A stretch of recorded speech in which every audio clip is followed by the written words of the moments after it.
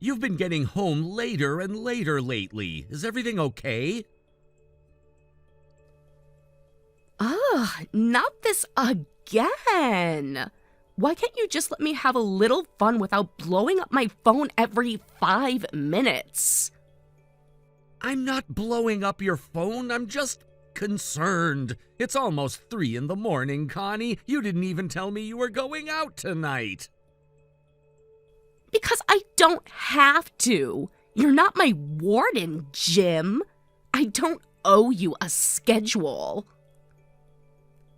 It's not about control, it's about common courtesy. All I'm asking for is a message. Hey, going out, be back late. Is that really so hard? Maybe you should get a hobby instead of waiting around like some sad little puppy. Maybe you could act like you're married instead of single. Wow, look at you, throwing a tantrum. Newsflash, Jim. I'm allowed to have a life outside of being your boring housewife. You're allowed to have a life, but you're not allowed to treat me like a human wallet while you do it. Oh my God, are you seriously bringing this up right now? I swear, you are obsessed with money. I'm obsessed with trying to figure out why my credit card statement contains about $1,500 in charges I didn't make. You seriously thought I wouldn't notice that massive charge? Honestly, yeah. I figured you'd be too busy working to bother checking. So the plan was to spend my money and just pray I didn't notice? It's called trust, Jim. Maybe you should look it up sometime. Trust isn't blowing thousands of dollars on clothes, jewelry, and spa days while lying about it. What's yours is mine, Jim. That's literally the point of marriage. Marriage isn't a license to drain someone dry and leave them with nothing. Stop being so dramatic. It's just money. You'll make more. Yeah, assuming you don't spend us into bankruptcy first. I think you ought to be considering just what sort of position you're in, Jim. Because if you keep bugging me like this, I'll call Daddy. And believe me, Jim, you don't want that. Really? You're gonna threaten me with your father again? Oh, I'm not threatening. I'm promising. All Daddy has to do is make one phone call to your company, close the account, and boom, you're done. You really think this is normal behavior? I think you're lucky to have me at all. Most guys would kill to have a wife this hot and this connected. Most guys would run for the hills.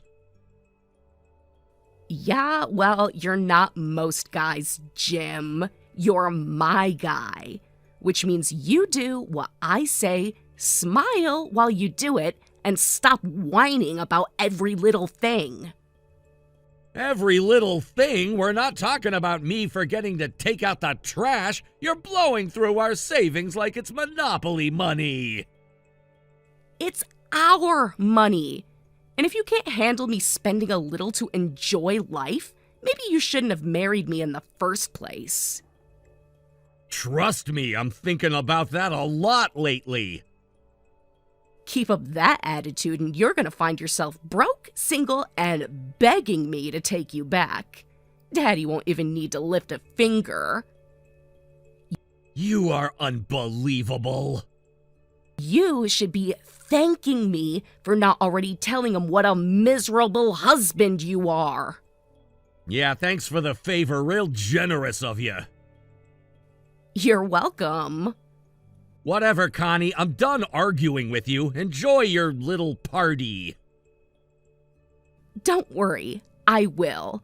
Unlike you, my friends actually know how to have a good time. Don't wait up for me. Not planning to. Maybe I'll come home tomorrow. Or maybe not. You'll find out when you find out.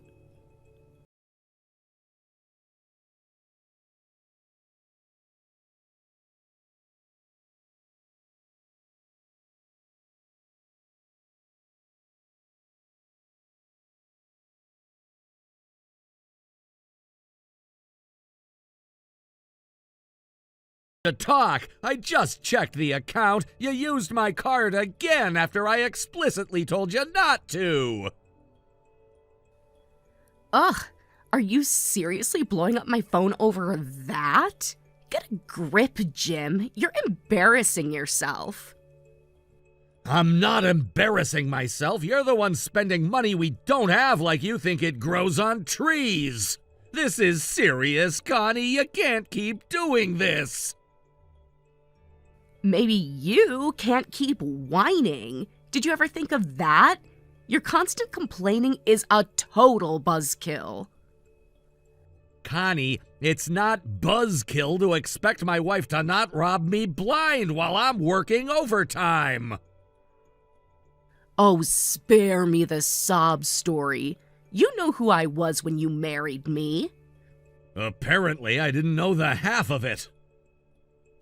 Maybe you just weren't paying attention. Not my fault you're boring and clueless. You want to talk about clueless? You blew $6,000 in 2 days. Do you even remember what you bought? Details, details. The point is, I was living my best life, which is more than I can say for you. You need to return everything you bought today. LOL, not happening. I already wore half of it. And besides, returns are so tedious.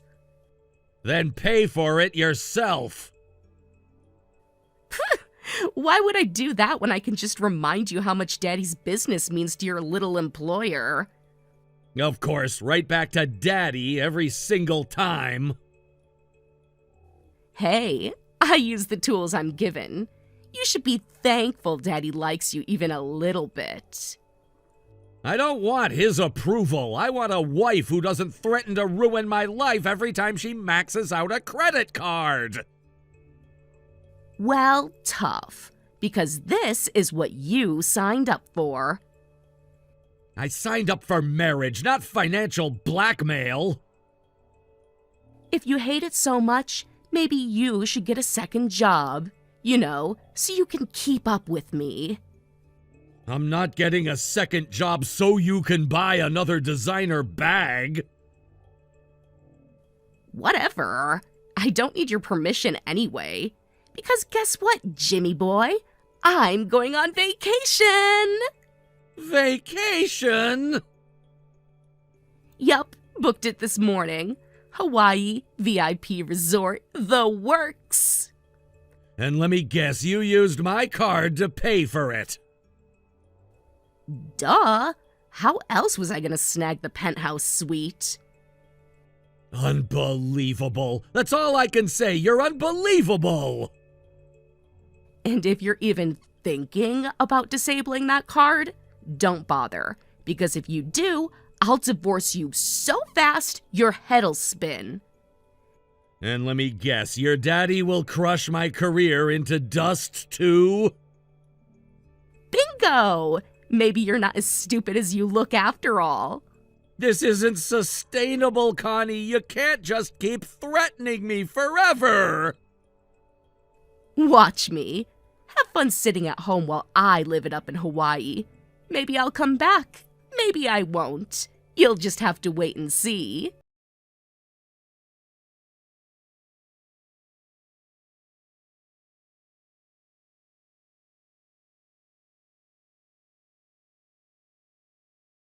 Connie, we need to talk again.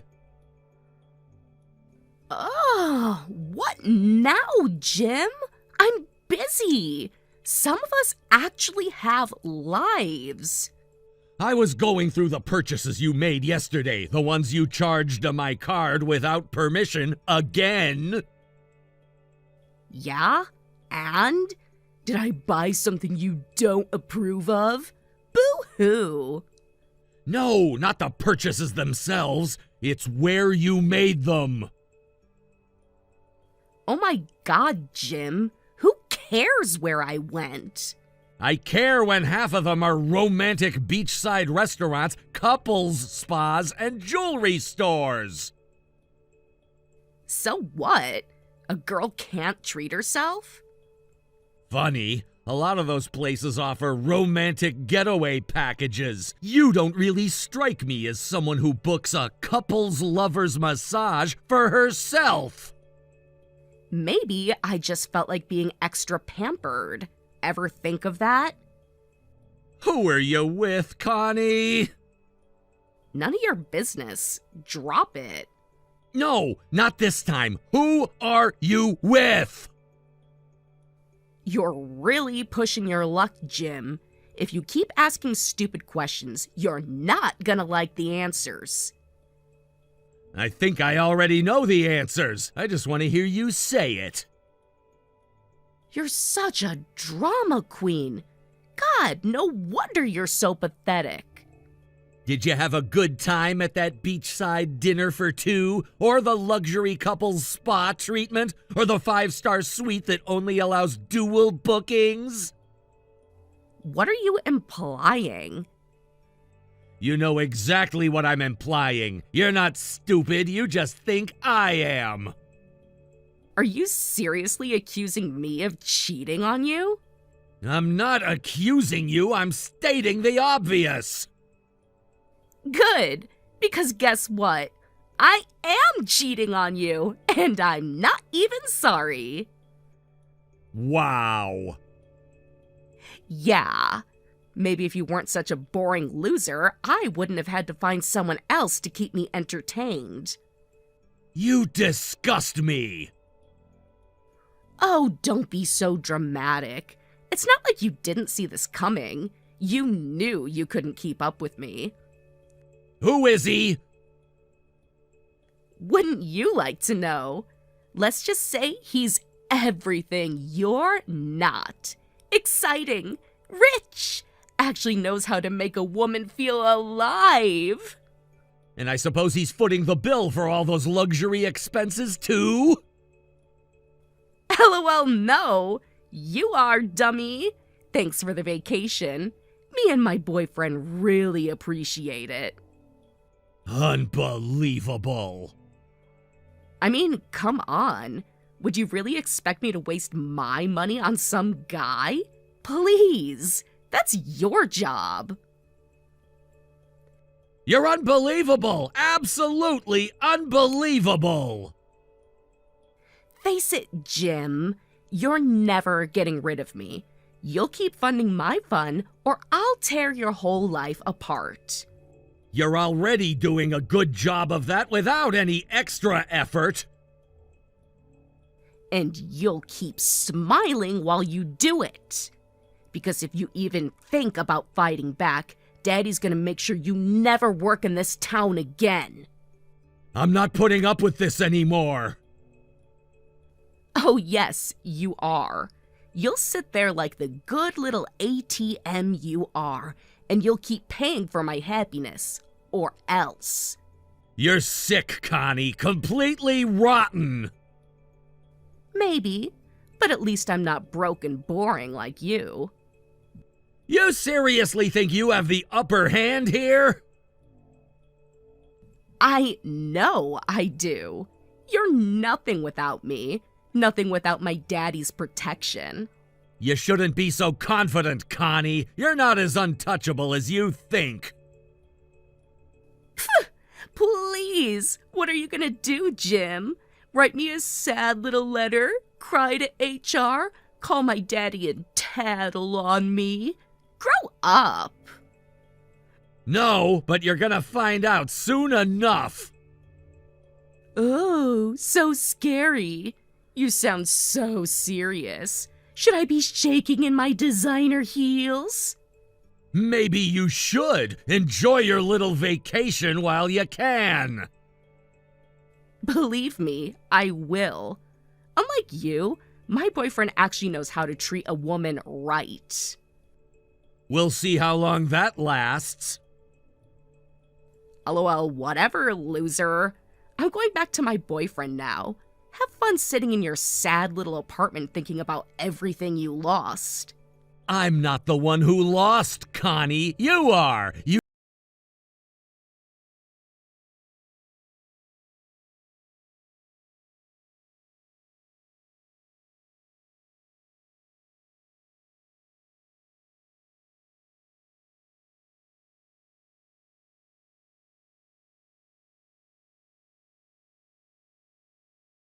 Jim?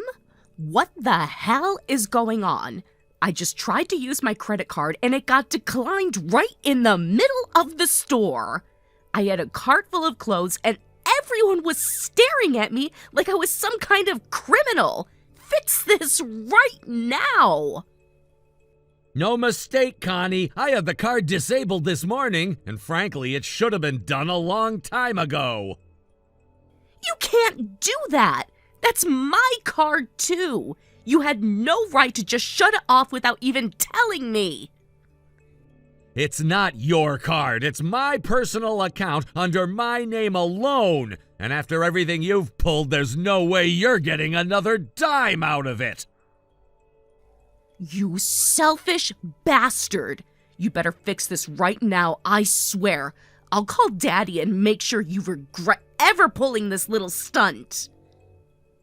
Go ahead, pick up the phone. Call him. See if that makes a difference. Don't think I won't.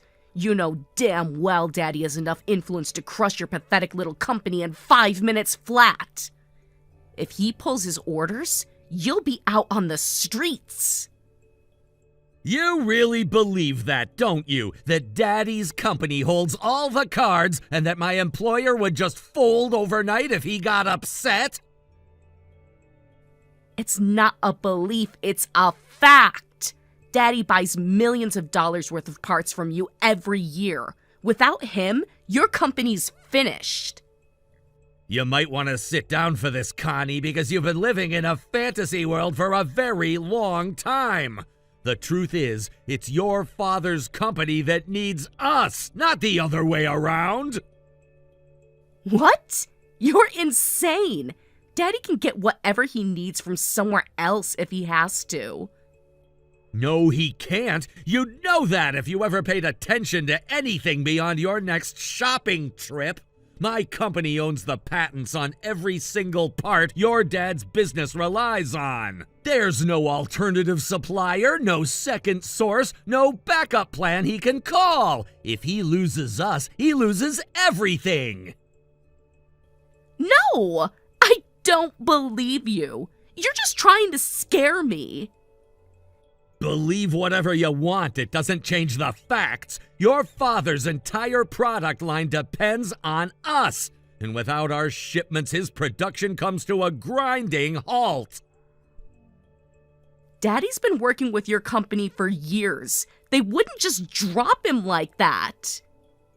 They would, and they did. The only reason your father ever got the discounts, the priority shipments, and all the other special treatment he's used to is because the old CEO was his friend. But that CEO retired last year, and the new one isn't interested in personal loyalty. He's interested in profit. And your father's endless demands and last-minute changes were costing us far more than he was worth. You're lying! He's still a valuable client. Not anymore. The new management ran the numbers and it was an easy call. Your father's company got officially cut off yesterday. Cut off? What does that even mean? It's too late to fix anything, Connie. The call was already made yesterday. The last shipment our company is ever going to make to your dad's company was sent out last night. Once those parts run out, your dad's entire production line will grind to a halt, and there's not a damn thing you can do to stop it. You're doing this on purpose to hurt me. You're trying to destroy my family. No, Connie, you and your father did that all by yourselves. I'm just finally walking away before you drag me down with you. This is what happens when you treat people like pawns, Connie. Eventually, the board flips over. You're seriously unbelievable, Jim. How can you stand there like some smug executioner while you tear apart people's lives without a second thought? Do you even have a soul anymore? If I don't, Connie, it's only because you spent 4 years carving pieces out of it.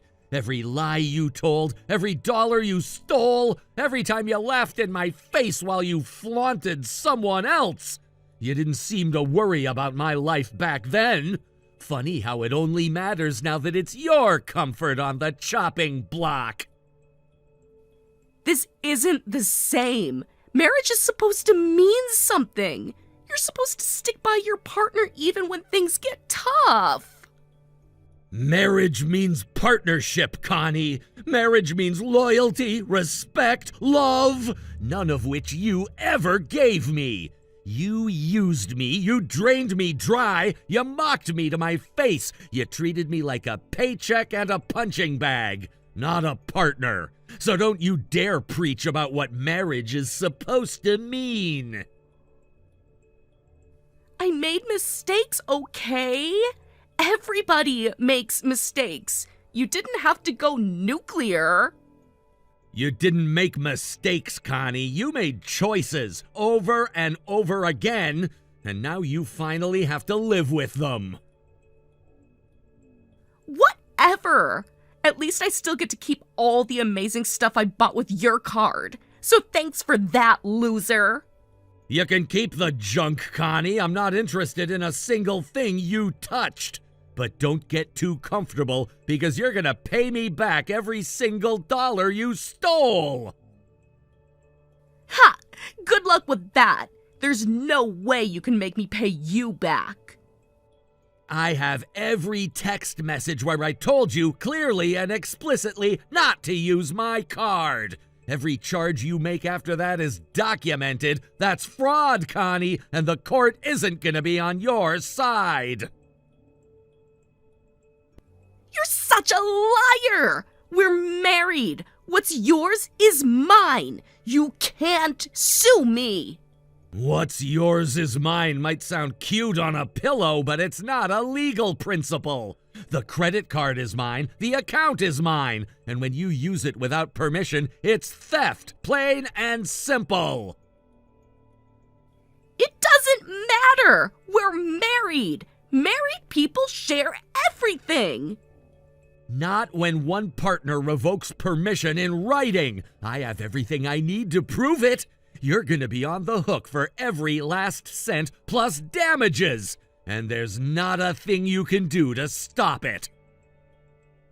No! You can't do this to me. That would destroy me, my credit, my job prospects, my future. I'll have nothing left. Good! Maybe for once in your life you'll understand what it feels like to lose something that matters! Please, Jim, please, please, please. I'll fix everything. I'll break up with my boyfriend. I'll come home. I'll be the wife you always wanted. Don't bother, I'm already packing. I'll be moved out before you even figure out how badly you screwed yourself. You're just mad. You don't mean it. We can fix this if we just talk. I'm not mad, Connie. I'm done. There's a difference. Please, Jim. Please give me one more chance. I swear I'll change. I'll do whatever you say. I'll be perfect. If you were capable of that, you would have done it years ago. I'm not interested in fixing someone who broke themselves and blamed me for it. I can't do this without you. Please, Jim, don't leave me alone. I'll die without you.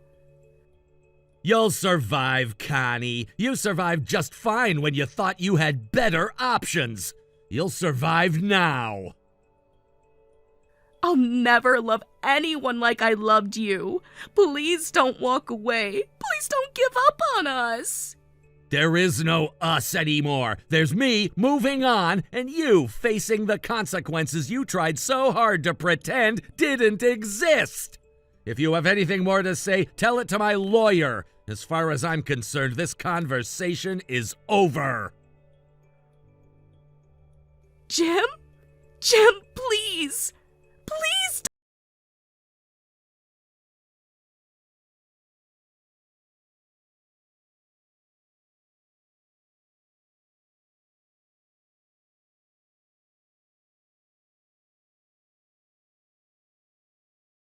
as much time learning basic legal facts as she did memorizing credit card numbers, she might have saved herself a lot of grief. The court didn't take long to see through her nonsense. They ruled in my favor on every point. She got basically nothing out of the divorce. No spousal support, no property settlements, not even the junk she bought on my card. Instead, she was slapped with an order to pay back every single cent she stole after I revoked her permission. The sum was astronomical. Between the luxury vacations, the shopping sprees, the romantic getaways she funded for herself and her boyfriends, it added up fast. The kind of debt you don't recover from in one lifetime. Meanwhile, my own life took a sharp turn upward. It was actually my idea to branch our company out to other buyers once the old CEO retired. I made the right call at the right time, and they rewarded me for it with a big promotion. Funny, isn't it? All the damage Connie tried to cause ended up pushing me into a better life. I guess that's the one thing I have to thank her for. Thank you for watching. Please subscribe and hit the like button. See you next time.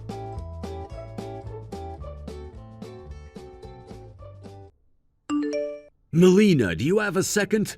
Hey, Jonah. You're still at work now, correct? What's going on? This is about that dress for Katie and her upcoming birthday. Your mom wants to know about it. Did you finish up with it yet? Oh, right. I heard that the dress has been finished up and is ready to go. Next Monday I'll have the day off work, so that's when I'll have time to head out and go get it. Is there something my mom wanted with it? You of all people know that your mom doesn't really talk with you much, but she told me that this is your first time dealing with a child's dress, right? And, well, she got in touch with me to ask if you'd be able to have everything ready by the time of Katie's birthday. I see.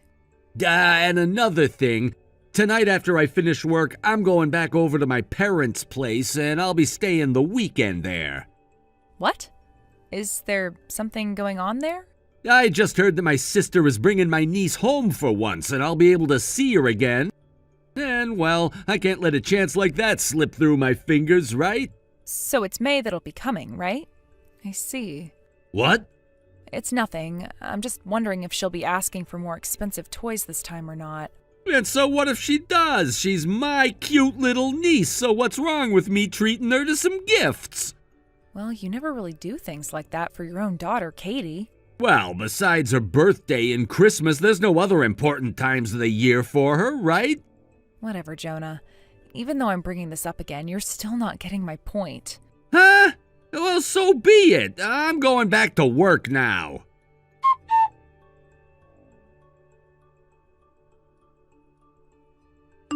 Hey, Jonah.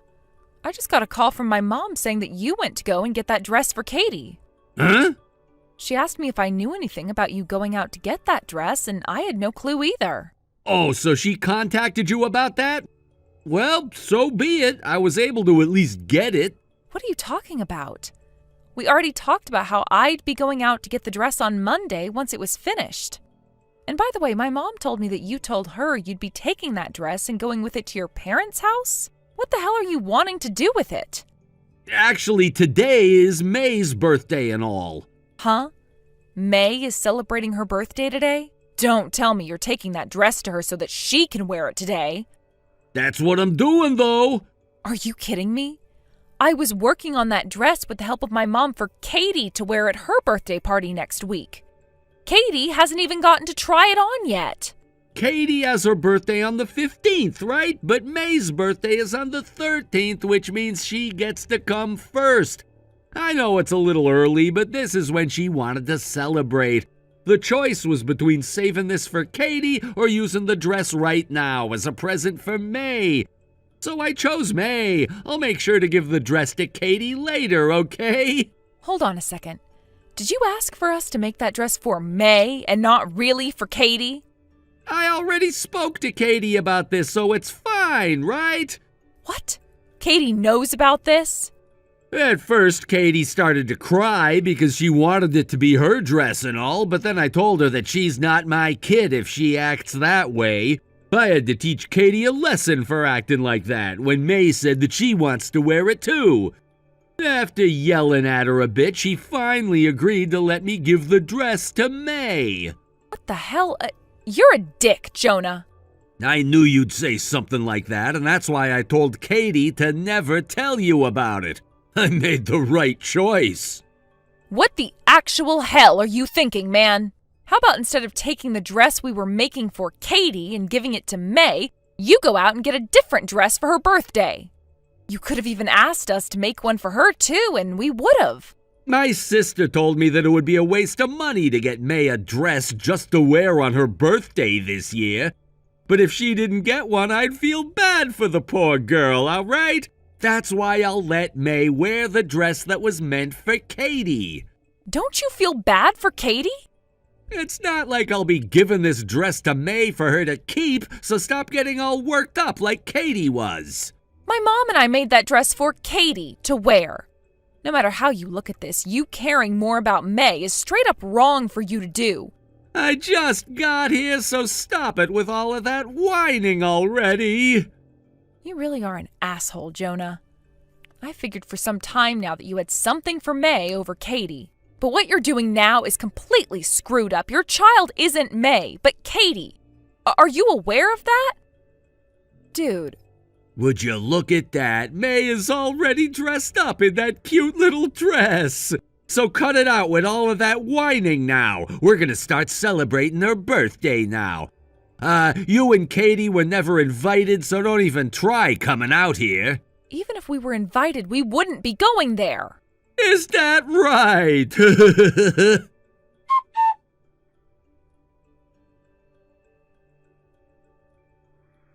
Hey, Melina. I just got back to the house, but what's up with this divorce paper?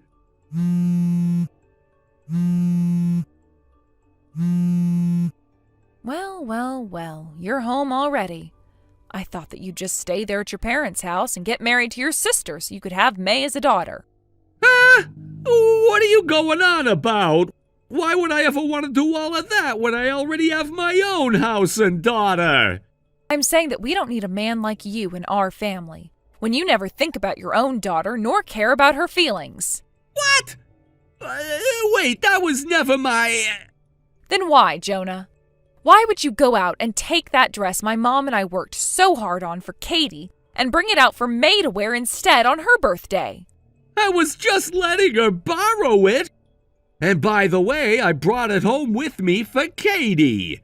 Listen, Jonah, my mom and I spent so much time working on that dress because my mom really wanted to make her granddaughter's day by giving her the best dress ever with me. But when you went out and grabbed that dress and then told my mom you would be heading over to your parents' house to go see your niece, you stomped on my mom's wishes and desires. What? Hey, come on now. I let her borrow it and took it right back afterwards. You don't have to understand what I'm saying, honestly. All of the people who are trying to help you get out of that messed up mind of yours are wasting their time trying to deal with you. That's why I've had enough. I am going to divorce you now. Both my mom and dad were furious about this, and Katie says that she hates you now. What? There's no way you're getting her trust back now, asshole.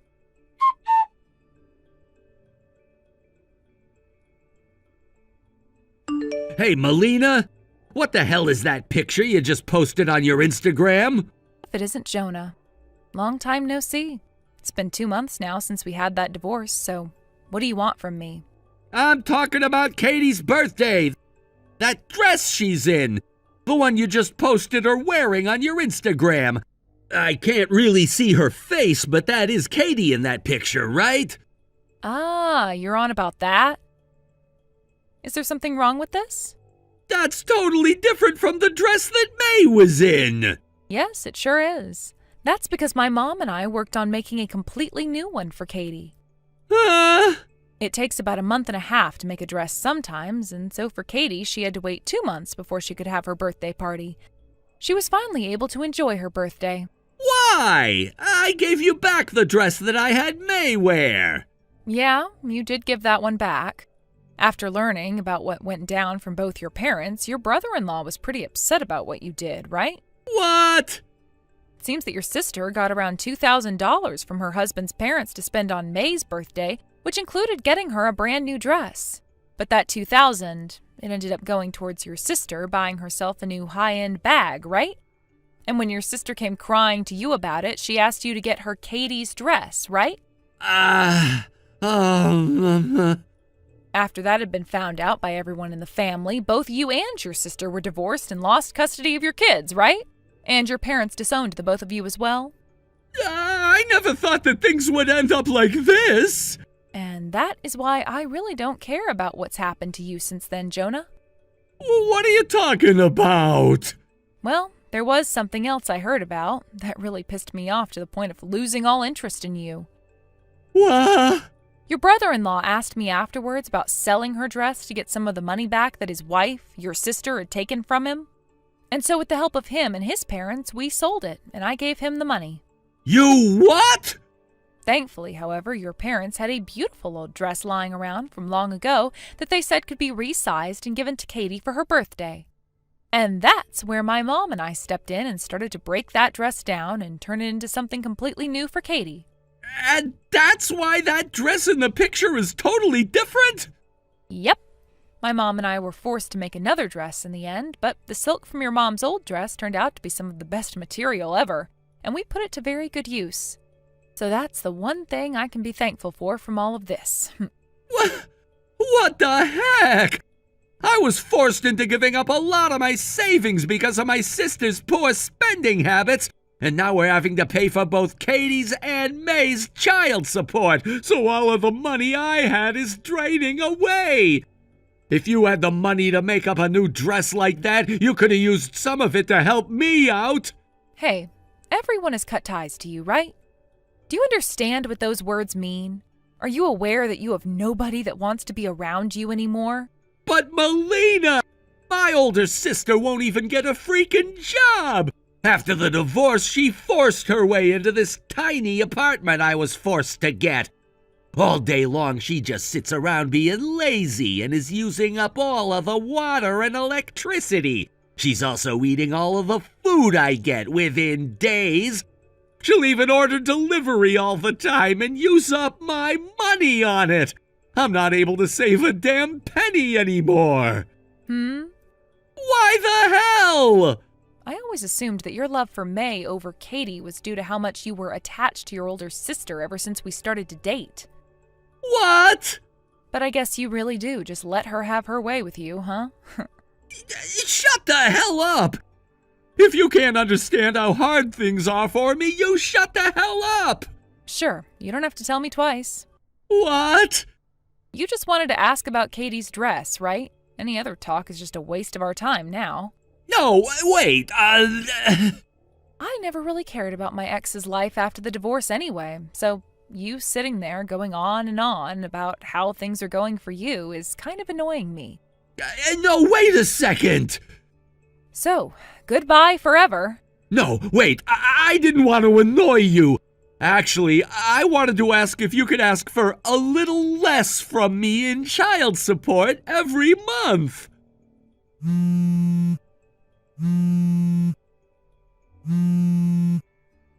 Hey, Melina!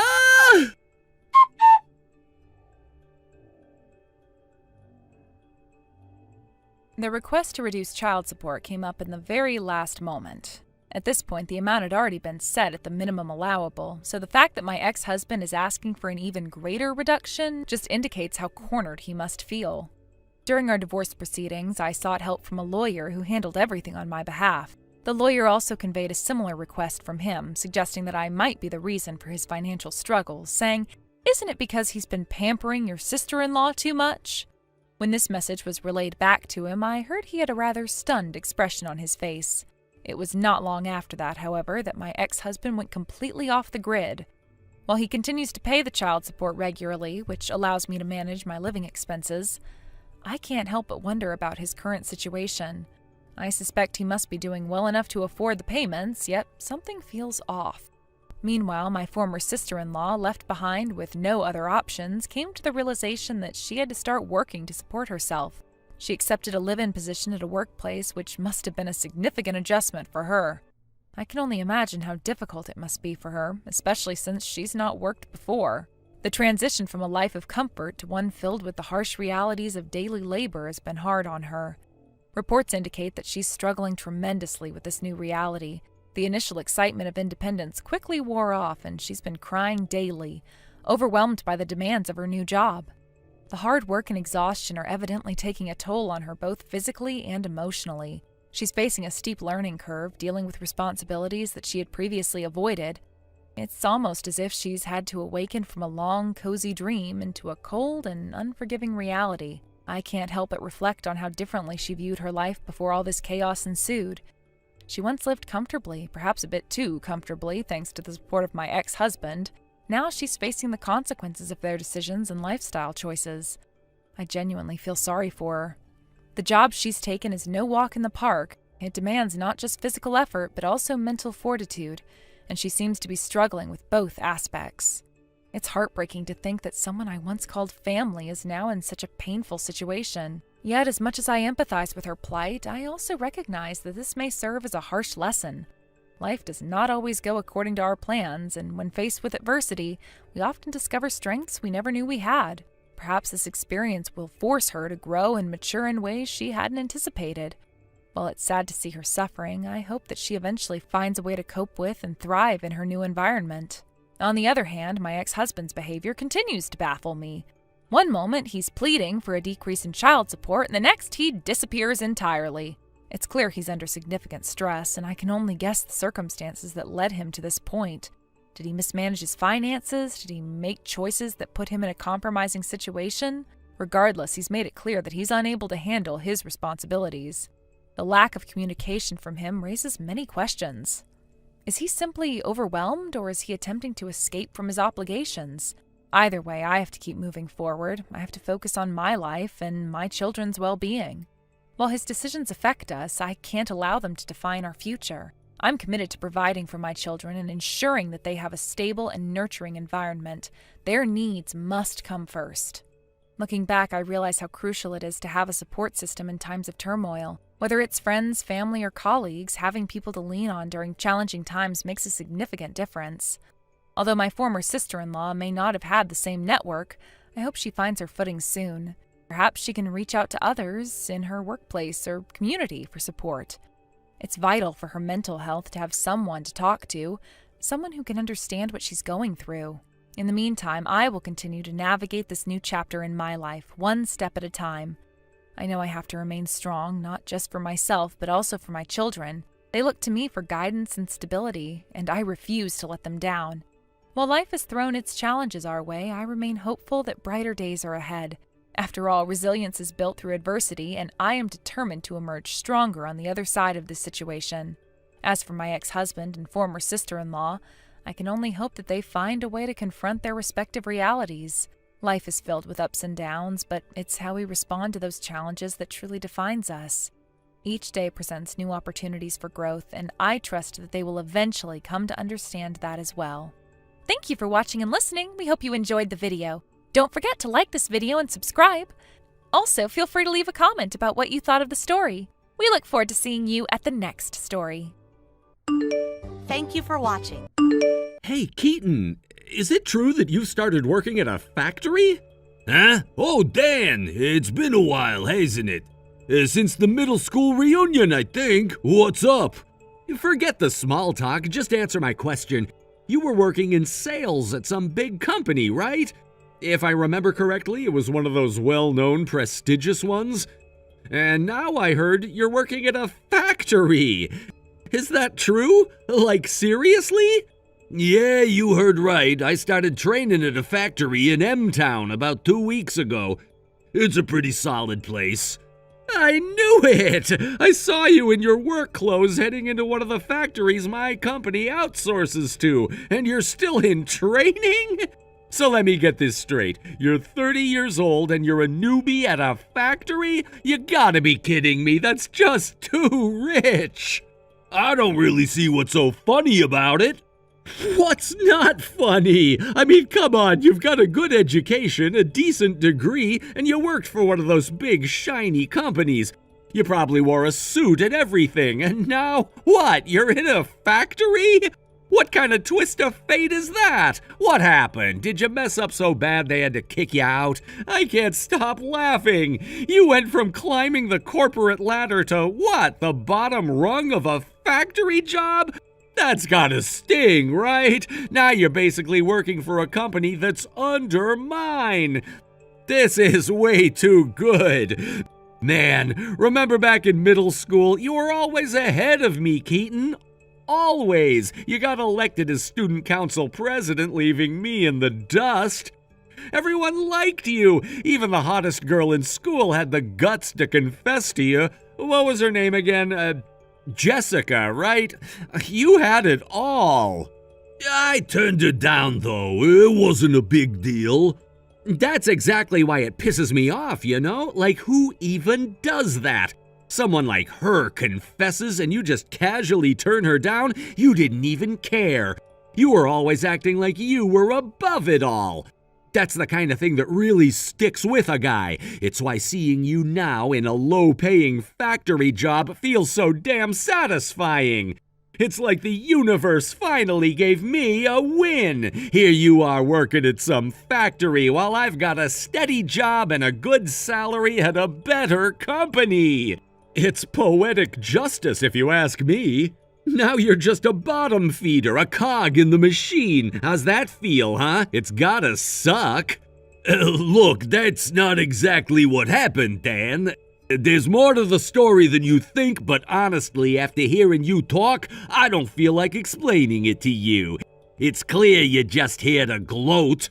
Oh, what's this? Is that supposed to be some kind of lame excuse? Come on, man, don't act all high and mighty now. I get it, you're just bitter trying to play it cool because you can't stand the fact that you've fallen so far. But the truth is, you're at the bottom now, just like the rest of the losers who can't make it. It's gotta hurt, huh? Admit it, seeing me doing better than you has gotta burn a little. You know, Dan, you're exhausting. Seriously, I didn't leave my old job because I failed. I left because I wanted something different. But I'm done with this conversation. You're not worth the effort. Wait, what? You're just gonna walk away? What, can't handle a little truth? I thought you were tougher than this, Keaton.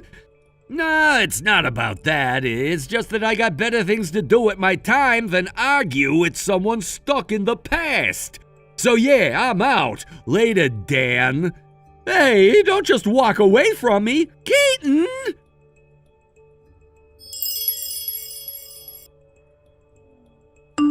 Keaton, it's been such a long time. It's Mary from F Company. I used to work at the branch office. Mary, it really has been a while. I hope you've been well. It's great to hear from you. I'm doing well, thank you. Actually, the reason I'm reaching out is that I've recently received a transfer order. I'm being moved to F Company's headquarters in M City. While I was visiting your company's New York office to introduce myself and meet the new sales representatives, I was surprised to learn that you're now working at a factory in M-Town. Is it true? Are you finally making the move? Yes, it's true. It's been a long time coming, but my father finally told me it was time to begin. I'll be traveling around a lot for a while, visiting various locations and learning the ropes. But to start, I'm undergoing training at the factory in M-Town, which is close to my hometown. After this, in about 3 months, I'll be heading to the Texas branch for further training. I see. Well, that sounds like quite the journey. Sounds like you'll be very busy for the next few months. Well, it's a bit sad that we might not get to work as closely together anymore. I hope we can continue to maintain a strong relationship between our companies. I'm looking forward to working with you, even if from a distance. Absolutely, I feel the same way. Thank you for your continued support, and I look forward to working together with you and F Company in the future. Actually, there's something else I wanted to mention while I have the chance. If you're available, I'd like to invite you to something. You see, in just about a month, F Company will be celebrating our 20th anniversary. We're planning a special event to commemorate the occasion, and we would be honored if you could attend as a guest. Wow, has it really been 20 years already? That's incredible! Congratulations to F Company on such a remarkable milestone. It must feel like such an achievement. Thank you so much. Oh, we're really excited about it. It's a huge event for us, and we're planning a big celebration. And as someone who's been an important part of our business relationship over the years, we would love to have you join us. How does that sound? Me? Are you sure? I'm honored that you'd think of me, but I didn't expect an invitation to something like this. Of course. In fact, your company's senior managing director will be attending as well, representing your company. It'll be a great opportunity to reconnect with him and other industry leaders. You're someone who's played a significant role in our business dealings, so we definitely want you there. I see. So the senior managing director will be there too. That's quite an event. Exactly. We're really looking forward to it, and it would mean a lot to have you there. Wow, since I'll be nearby anyway and it's such a special occasion, I'd be happy to attend. Thank you so much for the invitation, Mary. I'd love to join you for all the celebration. That's wonderful to hear. I'll make sure to send over all the details about the event soon. I'm really glad you can make it. I know it'll be a fantastic event, and it'll be great to catch up in person. I'm looking forward to it as well. It sounds like it'll be a memorable evening. Thanks again for thinking of me. I'll see you there. Absolutely. See you at the party, Keaton. Take care until then.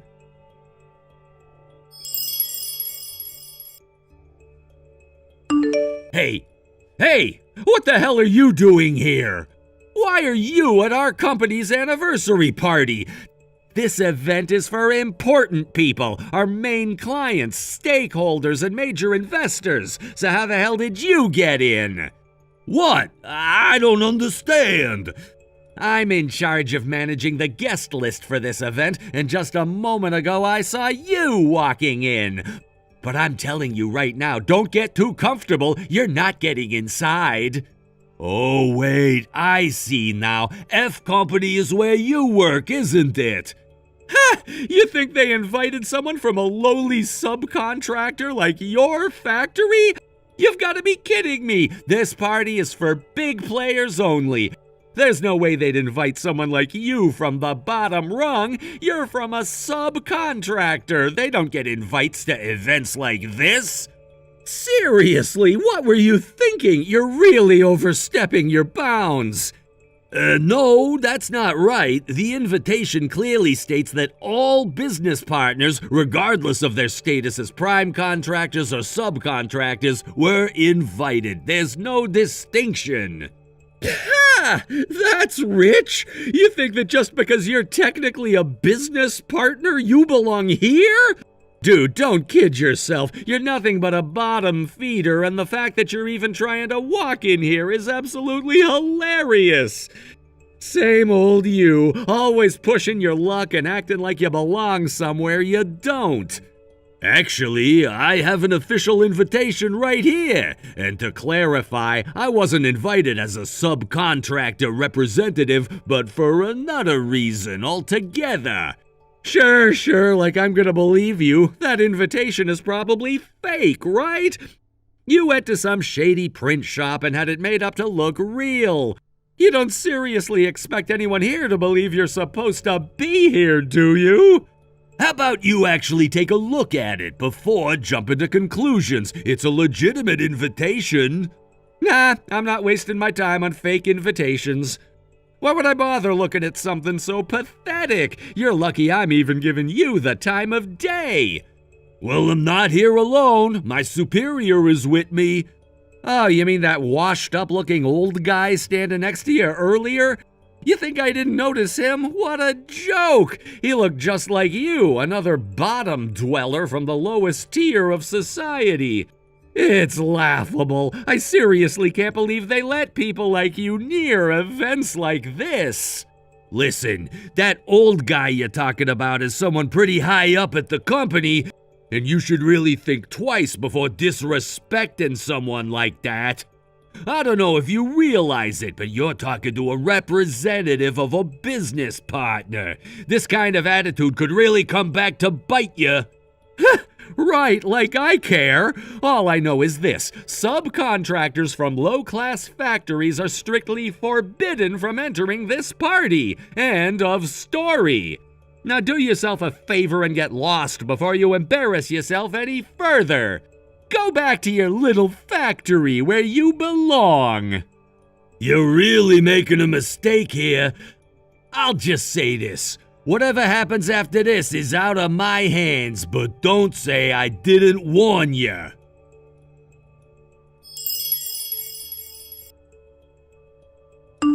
Keaton, thank you so much for attending our company's 20th anniversary party. We are honored to have you here as a guest. Mary, thank you. I actually saw you earlier in the lobby near the reception area, but you seemed quite busy running around with preparations, so I didn't want to disturb you. I was hoping to greet you directly, but it's been a little challenging. Where are you right now? Oh, my apologies for missing you earlier. Yes, things were a bit hectic with the final preparations for the event, but now everything is running smoothly. I'm currently inside the main hall near the entrance to the banquet area. Are you nearby? I can come out to greet you properly. Well, how do I say this? Unfortunately, I'm currently heading back. Let's just say it's because of an unpleasant situation at the reception area. I don't think I'm going to be able to stay. Wait, what? Heading back? What happened? Did someone say something to you? Please, tell me what's going on. Did someone make an inappropriate comment? Yes, actually. There's an employee of your company by the name of Dan, correct? He works in the General Affairs Department, if I'm not mistaken. Dan? Yes, we have a Dan in General Affairs. He's currently handling some of the reception duties for the event, along with the rest of his team. Oh no. Oh, don't tell me he said something disrespectful to you. Unfortunately, yes. Dan and I were classmates back in middle school, and it seems he still holds some sort of grudge against me. He found out that I'm currently in the middle of training at the M-Town factory and assumed the worst. Without even letting me explain, he started throwing insults, saying things about how I'm working for a lowly subcontractor and that someone like me doesn't belong at this kind of event. I can't believe this. Oh, I am so terribly sorry, Keaton. That is completely unacceptable. Please, I insist that you don't let this affect your evening. If it's all right with you, I would be honored if you would still join us at the party. I will personally meet you at the reception area and ensure there are no more issues. You are a valued guest, and I will make sure you're treated as such. Thank you, Mary. I appreciate your understanding. I'll head back and meet you at the reception area. It's just unfortunate that this happened at all. I didn't expect to be treated like this, especially by an old classmate. Keaton, please believe me when I say that this is not how we treat our partners, especially someone like you.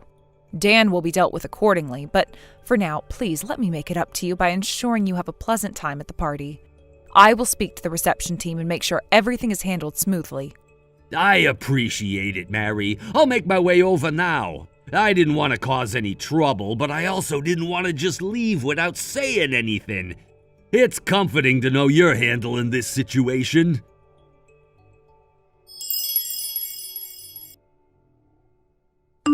Dan, what on earth have you done? Huh? Oh, it's you, Mary, from the sales department? What's wrong? Did something happen? You kicked Keaton out of the party, didn't you? Oh, that? Yeah, I did. Some lowly worker from one of our subcontracted factories had the nerve to try and sneak into the party. So as the person in charge of reception, I made sure to get rid of him immediately. He had no business being here. What were you thinking? First of all, both subcontractors and main contractors were invited to this event. Wait, what? And more importantly, Keaton isn't just any factory worker. He is the heir to A Corporation's CEO, the most important business partner we have. He's their future president. What? And the person he was with, that was A Corporation's executive vice president. The executive vice president?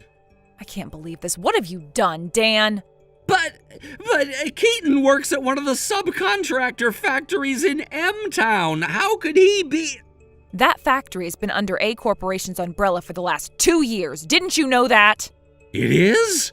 Yes, the operations within the factory haven't changed much, so they're still working closely with our company. But the ownership shifted when A Corporation acquired it. I didn't know. Keaton is currently undergoing training in different locations to prepare for his future role as the president of A Corporation. As part of that training, he's working in various branches to understand the operations and experience what it's like on the ground level. Right now he's stationed at the M-Town factory, which is why you saw him there. No way! Keaton is gonna be a CEO and he's more important than me? Yes, and because of your actions, you've just insulted the future head of the company we rely on for business. I didn't know. I thought he was just some factory worker trying to sneak in. I had no idea he was someone so important.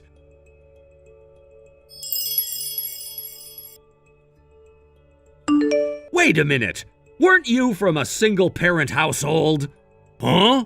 Back in middle school, you were living with just your mom, right? You never mentioned having a dad, let alone one who was the president of a corporation. Well, my parents were both working in different places because of their jobs. From when I was around 10 until I was 15, my dad and I lived apart for about 5 years. What? Why? Around the time my father was offered the position of the next president, he moved to New York for a work assignment. My mother, on the other hand, had a senior position at a local company, and since she couldn't easily quit, she stayed behind. That's why she didn't follow him. When I was ready to attend high school in New York, my mother was finally transferred to the Boston office, which was closer to New York. So now my parents are living together in a nice apartment in New York. No way! I'm pretty sure I explained the whole separate living situation back in middle school multiple times. Wait, what? You had this habit back then of ignoring anything that didn't suit you or conveniently twisting things to fit your own narrative. It seems like even at 30 that hasn't changed. If anything, you've doubled down on it and not in a good way. That's not what I meant. Given your tendency to look down on people you think are in weaker positions, I'm guessing you've been up to your usual antics, haven't you? Well... In any case, the incident at yesterday's party was reported to the higher-ups by Mary, your sales department manager. From what I've heard, that report opened the floodgates. Now there are more complaints coming in about you from other employees and even some of our business partners. Looks like this is being treated as a compliance issue that can't be ignored. That's why you've been put on mandatory leave, right? All you can say is, huh? Shut up! I was working at the main office, and now I'm about to get demoted if I'm lucky. If demotion is all you're facing, you might get off easy. What? Just a guess. I've already received an apology from your company for the incident, and the rest is an internal matter for F Corporation to handle. Wait, so... I've been informed that I'll be notified of the final decision regarding your punishment, so I guess I'll just wait for that. Hold on a second! Stop being so casual about this! Help me out! Help? You? Why? Because we're friends, right? Friends? What part of our relationship resembles friendship? Well, I mean... If you can't answer that, then we're not friends, are we? Wait, please! I'm busy and I don't have time for this. See you around. No, Keaton, wait!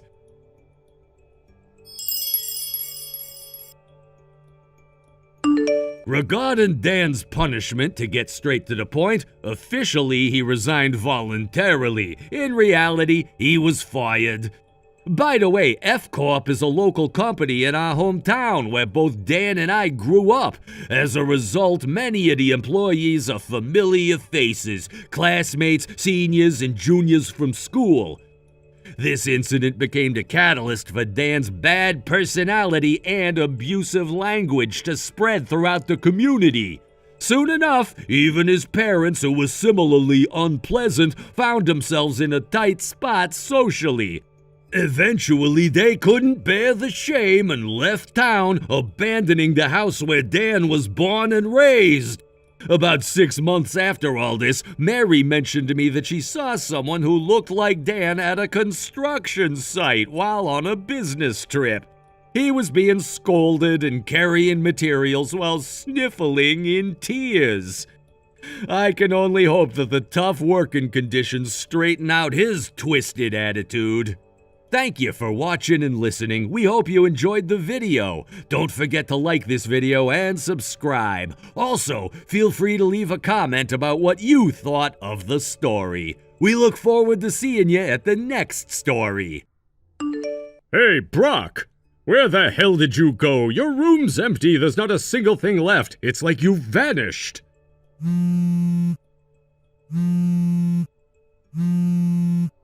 Brock, answer me, damn it! I'm not going to waste my whole entire day looking around for where you went. I have to get back to the casino soon as well. You should have figured it out by now the moment you saw all my stuff was gone.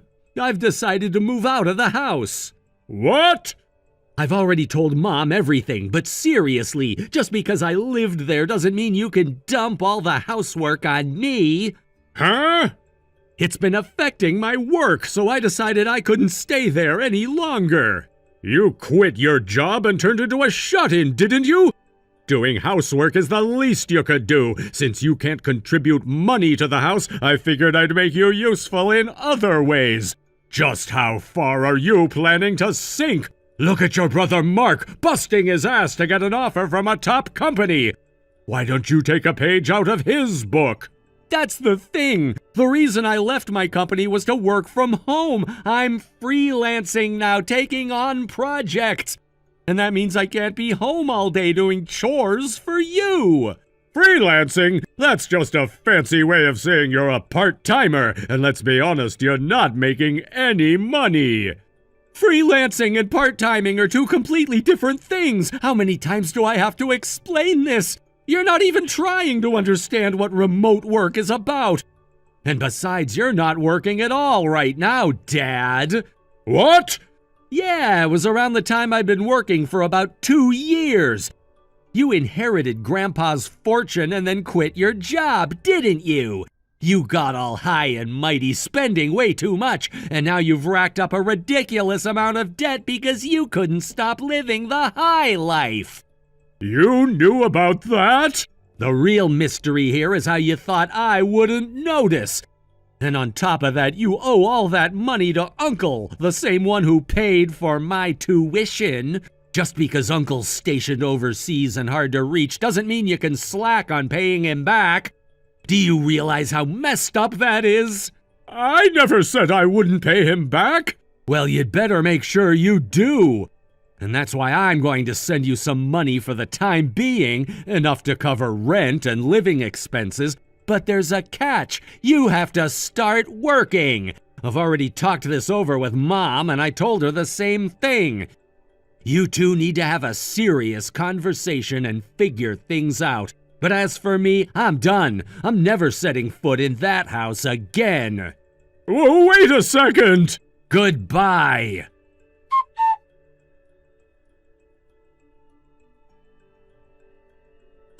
I can't believe you actually left. You're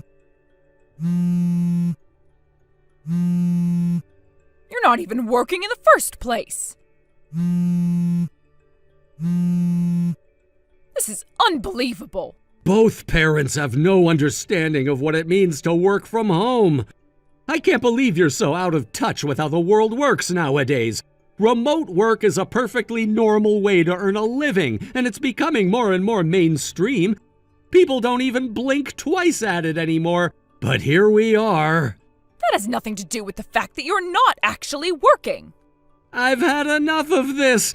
I'm not even trying to make you understand anymore. I've given up on that. Look, like I said before, I'll keep sending money to help, but only because I don't want to burden Uncle any more than we already have. He's the one who covered my tuition, after all. And for Mark's sake, since he's still in college and living at home, I want to make sure things don't get harder for him. So you better start working seriously. Brock!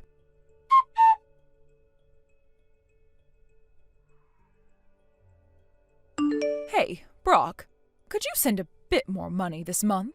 What? Why? I'm already sending $3,500. Well, I kind of messed up at the part-time job I started recently, and now I have to pay for damages out of my own pocket. Are you serious? Yeah, I guess I'm really not cut out for working after all. Oh, come on. I promise I'll find another job soon. But also, starting in 2 months, the rent's going up and utility bills have been sky high lately. You know how it is with water and electricity costs going through the roof. When I put it all together, the only solution is for you to send more money. I don't know. Plus, there's still all that debt hanging over us, so I'm really begging you. Fine, I guess I have no choice.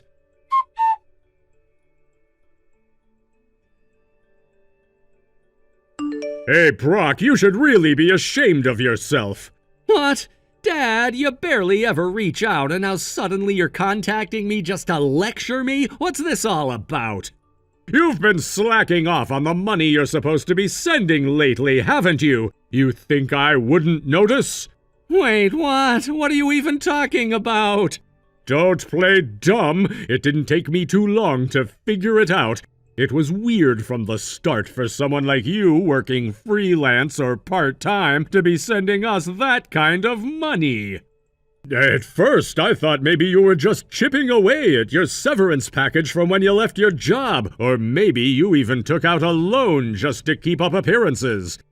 Am I right? But there's no way you could keep that up long term. You're not fooling anyone. I knew sooner or later the well would dry up. Where are you getting these ideas from? It's obvious when you think about it, but when I look at Mark now, he's something else. He's doing everything right. He graduated, got a job at a major company this year, and do you know what he's done? He's already started sending us money. It's like you two swapped places. He's stepped up where you've fallen down. Guess how much he's sending us? $5,000, Brock. That's right, $5,000 every month. Mark really knows how to support his family. You should learn something from your younger brother, honestly. What? $5,000? Mark? Dad, that doesn't make sense. How could Mark, who just started his career fresh out of college, afford to send you that much money every month? And wait a second, what's this about me only sending $5? Where are you getting that from? The $5,000 you're talking about? It's coming from me, not Mark. You? Are you trying to be funny? You, a part-timer? Don't make me laugh. You're trying to tell me that someone in your position can afford to send that kind of money? Dad, come on. How many times do I have to explain this? I'm not a part-timer, I'm freelancing. I've told you this before, but you never seem to listen. Freelancer, part-timer, same difference. At the end of the day, you're still just scraping by. You might think you're doing well, but we both know the truth.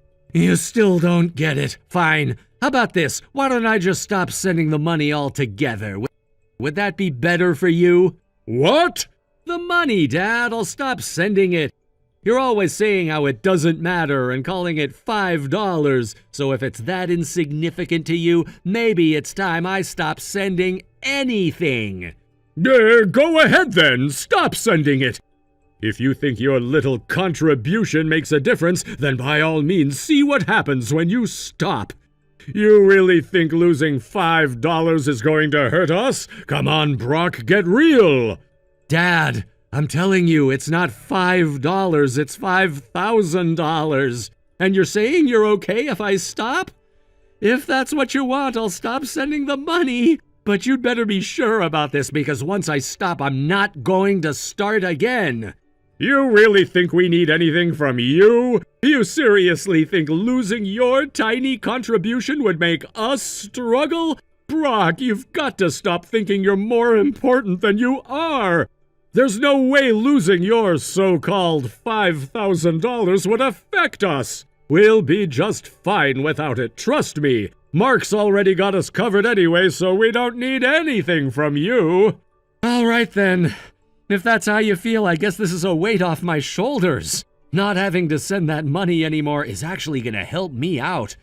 I didn't want to bring this up, but lately the amount I've been sending has been getting out of control. The last few months I've been sending nearly half of my monthly income to you guys. It's been getting harder and harder to manage my own expenses, and I was starting to realize that this just isn't sustainable for me. I didn't want to say anything because I knew you needed the help, but I've been thinking for a while now that I can't keep this up. But you know, Mark's out of school now, and he's moved out of the house into his company's dorms. He doesn't need me to help pay for his tuition anymore, and it sounds like you guys are getting by just fine with what he's sending. So if you're saying you don't need my help anymore, then I'm gonna take you up on that. I won't send anything from now on. Good, we don't need your money. It's about time you admitted you were struggling.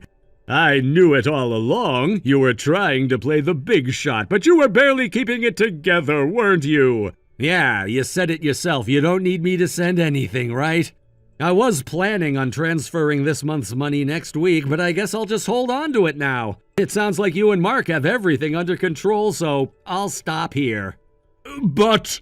Nope, no buts. I'm taking your advice and stopping the payments, so thanks for giving me the green light. This'll be the last time we talk about this. I'm done.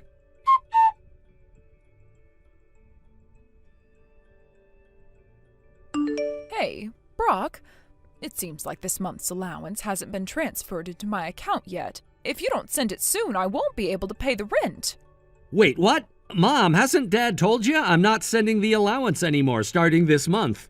What? Why not? This is the first time I'm hearing about it. Yeah, Dad said that losing my allowance wouldn't lead to any major hardship. He also said something about how he didn't need my measly little allowance, so apparently I don't need to send it anymore. What? Oh, that lazy man who quit his job and spends all day lying around the house has no idea what will happen if the $5,000 allowance stops. Does he not understand the consequences? Yeah, about that, he seemed to think the $5,000 allowance was from Mark, and that I was only sending $5 every month. He was complaining about it. Wait, what? I tried explaining that it's been me sending the $5,000, but he didn't believe me. Mom, do you have any idea why he might think that? Oh no, oh, I messed up.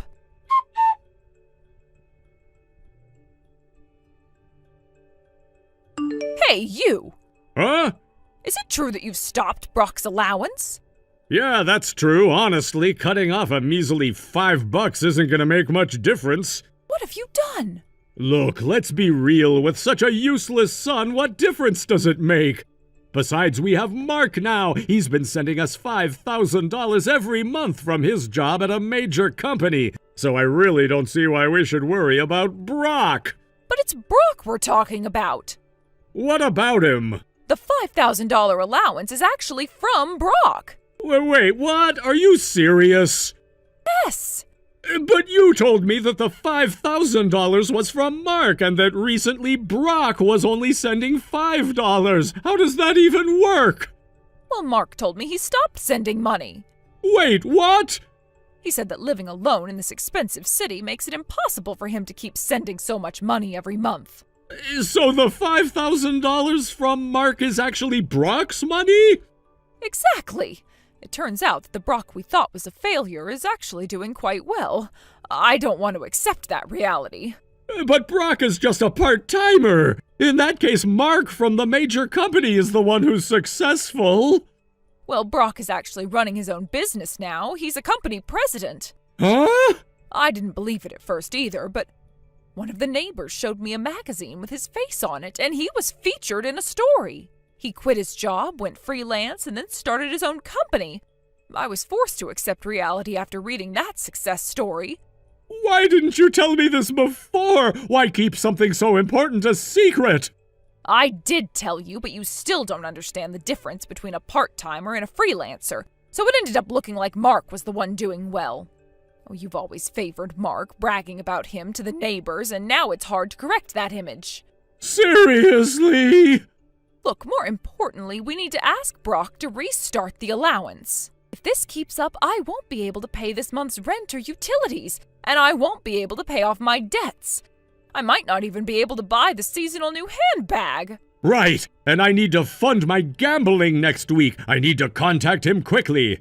I really can't believe you didn't understand this sooner. You've been talking about Brock like he's some kind of a loser while he's actually doing much better than we thought. It's just hard to believe. Every time we talked about him, it was always in a negative light. I assumed he was just floundering without any direction, not a successful entrepreneur. Well, that's the mistake we made. We were so focused on what he didn't have that we failed to see what he was achieving. This changes everything. I thought he was just wasting his time at home while Mark was making something of himself. I didn't realize Brock was actually working hard in his own way. Exactly. We need to fix this before it's too late. I mean, we could lose our connection with him, and then where would we be? I'll reach out to him. Maybe we can talk about getting the allowance back on track, but also find ways to show him we appreciate what he's doing. Yes, that sounds perfect. Let's not wait too long, or we might lose him. I'll do it right now. Good. I really hope we can fix this. All right, I'll text him right away.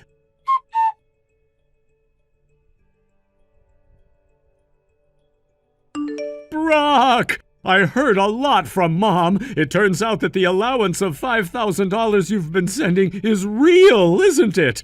Now that the misunderstanding has been cleared up, let's put everything behind us and move forward. I need you to transfer this month's payment right away. Huh? Why hasn't he read it?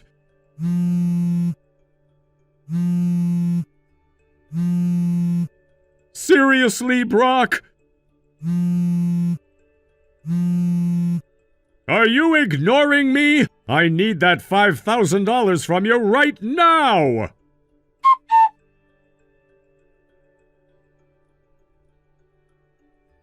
Actually, the remittances I had been sending were done in consultation with my uncle as a final act of kindness. He told me that if this doesn't work, he would throw my parents into a place where they would be reprimanded, setting up a 24-hour surveillance system to ensure the repayment of their debts. After all this, he confirmed the current situation where the condition of working for the remittances was not being fulfilled. Finally, my uncle decided to take action. As it stands now, my parents have had their means of communication taken away, and it seems they aren't even in America anymore. I feel a sense of relief knowing that I can leave this to my uncle, as he will handle everything effectively. By the way, my younger brother Mark looks genuinely cheerful now, having finally been freed from our parents' overindulgent love. We've always had a good relationship as brothers, and right now we're living together in a certain part of New York City. We've been discussing how we want to lead solid lives, learning from our parents' mistakes and avoiding the same pitfalls. It's a refreshing change to be free from that chaotic environment, and we're both motivated to work hard and build a future that doesn't involve the same struggles our parents faced. Mark has started working at a major corporation, and he's enjoying the stability it brings. He's learning how to manage his finances wisely, unlike our parents, who made reckless decisions that put them in such a dire situation. Watching him flourish is inspiring, and it makes me want to push myself further, too. Living together has its challenges, of course, but we're committed to supporting each other. We share chores, cook meals, and even brainstorm ideas for side projects we can work on together. Mark has this idea of starting a small business that aligns with his interests, and I've been giving him feedback and helping him refine his plans. It's a breath of fresh air to discuss our aspirations without the weight of our parents' expectations or negativity hanging over us. We both agree that maintaining a strong bond and being there for one another is essential. There's a newfound sense of camaraderie that has strengthened our relationship. Sometimes I think back to how things were with our parents. The endless arguing, the mismanagement of money, and the chaos that seemed to follow them everywhere. I realize now how much that environment impacted us. We spent so much time trying to navigate their issues, often sacrificing our own needs in the process. But now, Mark and I can focus on our own paths. We're excited about the opportunities that lie ahead. We even set short-term and long-term goals to help guide our journey. Every week we sit down together to review our progress, making adjustments as necessary, and celebrating our small wins. One of our shared goals is to travel together. We've always wanted to explore different cultures, try new foods, and create lasting memories outside of our old life. We've started saving a little each month, and we've already made a list of places we want to visit, like Chicago, Las Vegas, and even some international destinations like Paris or Berlin someday. We often talk about how this new chapter in our lives is a chance for us to redefine what family means to us. Instead of relying on our parents, we're building a family of our own, one based on mutual respect, understanding, and support. It's liberating to take control of our futures, and we're determined not to repeat the mistakes of our past. Having my uncle involved has been a huge relief. Knowing he has my back allows me to focus on my career and personal growth without constantly worrying about our parents' situation. His actions have shown me the importance of having a solid support system, and it's inspired me to be that kind of support for Mark as well. With all these changes, I've also taken the time to reflect on my own aspirations. I've been considering what I truly want to do with my life outside of just making a living. I want to pursue something meaningful that can help others too. Perhaps getting involved in community service or nonprofit work could be a way for me to give back while fulfilling my personal ambitions. In conclusion, while the path leading up to this point has been tumultuous, I believe it has ultimately shaped us into stronger individuals. Mark and I are not just surviving, we are thriving, and I couldn't be prouder of what we're achieving together. Here's to our journey ahead, to the lessons we've learned, and to the lives we will build, one step at a time. Thank you for watching and listening. We hope you enjoyed the video. Don't forget to like this video and subscribe. Also, feel free to leave a comment about what you thought of the story. We look forward to seeing you at the next story. Thank you for watching. Please subscribe and hit the like button. See you next time.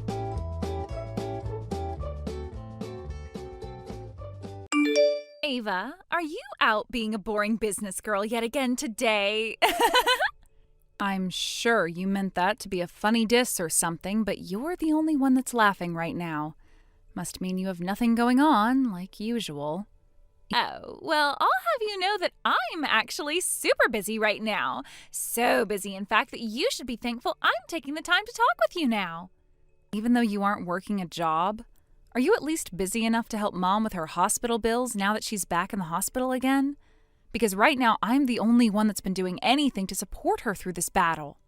I don't have to work for myself or any of you guys. I already get enough from Dad's inheritance as it is, so I'm fine. You do realize that you took most of that money from Mom, so it's not something to brag about.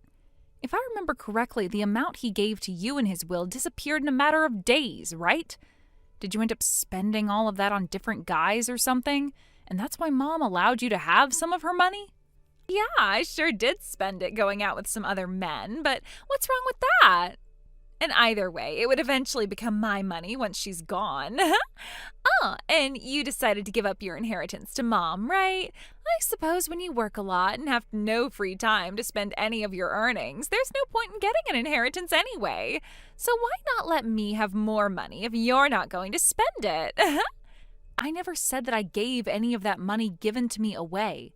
Please stop trying to overstep your boundaries and make up lies about what I say, okay? And by the way, don't you think you should come to see Mom in the hospital at some point? She's been asking to have us both here as we're her only family, and it's lonely without the two of us. I don't really care to at the moment, and luckily I have you to be by her side for me. After all, you are way too serious to do anything besides be by Mom's side, you loser. That's probably the reason why Jason cheated on you as well. What are you on about? Are you telling me that you found out that Jason is cheating on me? Because I told him to keep all of that a secret so we didn't get questioned anymore. It's not just that I found out about it, but the fact that he's cheating on you. For for me. Huh? You really never knew about that? Thank goodness I finally told you, or you'd be stuck wondering about that forever, and it would make things harder to explain when we decide we want to get married. Guess that's what happens when you're too busy for your own man, though, huh? Mia, what the hell? You already had a time where you were messing around with other people's husbands, yet you still didn't learn your lesson then when you were found out about? And this time you've gone after my husband? How far are you planning to go with all of this bullcrap? Well, come on. Jason told me that you were never home to spend time with him, so he was getting fed up with the time he was wasting. And so when I realized all of that, I flirted with him a little, and he sure did take that bait real quick. It must have been months since you two did anything with each other as well, because our first night out, he was on top of me faster than I could have ever imagined. What? And now, Jason and I are in the middle of getting ready for a little romantic vacation together. We decided to take a trip out to the Bahamas to stay at a resort and get all comfortable with each other, if you know what I mean. What the frick? We plan to be here for 2 weeks, so don't expect to see us for a little while, and don't even try contradicting one of us. Not only are you going to tell me you're making love to my husband, but now you're saying you guys went on a romantic trip? And where the heck are you getting the money to go on that trip? You don't have that kind of money right now, right? What are you talking about? I have the money from Dad, but this time Jason told me that the trip was on him. Wait, Jason's paying? Oh, we're about to be flying out of the country, so we both won't be able to text you for a little while. Wait. And once we have Wi-Fi, I'm still keeping my phone off because I don't want this trip wasted listening to you complain all the time. But our mom is in the hospital right now. The doctor even told me that right now is looking pretty difficult for her and that she'll need to be here for a while to get all of the treatments she needs. You do realize that doctors are always blowing that crap out of proportion just so they can get all of the extra money from those needless operations, so I'm not worried. But you still don't understand that, so you'll just have to waste all your money on nothing. Mia! See you later!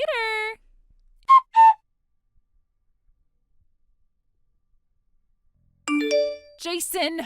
What the hell have you been doing with my little sister? Going after my sister like that while you are married to me is frickin' ridiculous. Crap! I thought I turned off my phone for the time being, but I must have just put it to sleep for a little bit. Well, thank God for that. So are you going to explain to me now what the hell is going on with you two? Are you actually cheating on me with my little sister? Sure am. Turns out that I love Mia now. I've never felt myself so attracted to a woman until now, and man, does it feel amazing. You're just going to brag about how much you love her right in front of me? Well, we'll get to all of this later. Right now, my sisters and my mom is in the hospital, and that would be your mother-in-law. Do you really think right now is the time to be having an affair with my sister in the Bahamas? Stop trying to act like I'll start feeling bad about her being in the hospital while I'm trying to have fun here. Seriously?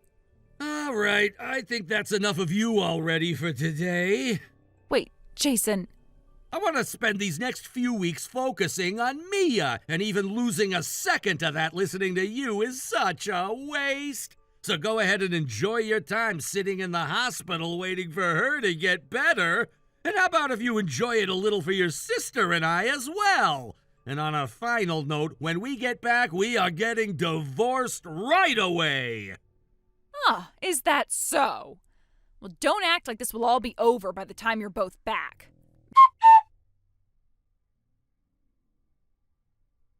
Ava, I'm home. I'm back in the country now, so I've decided to turn my phone back on for you.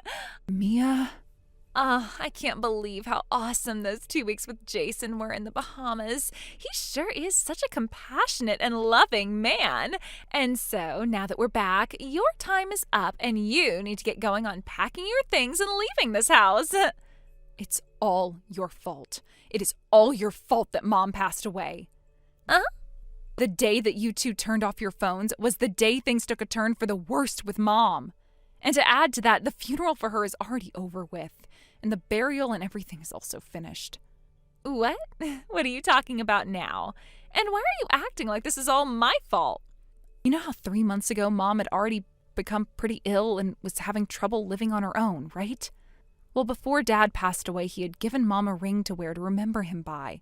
And so when she was in the hospital, she planned on wearing that ring to have a sense of him still being beside her.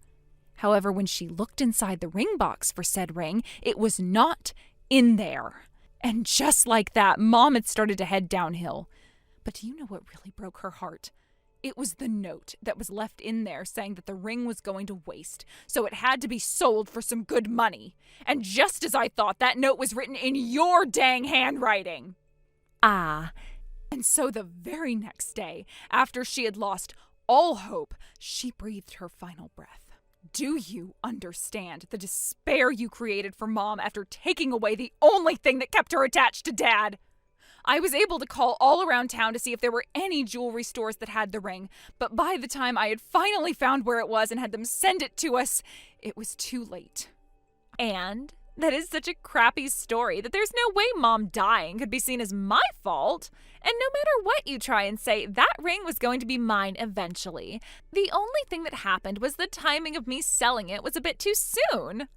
I don't think so. All of Mom's things that you expected to get from her were never going to go to you. Huh?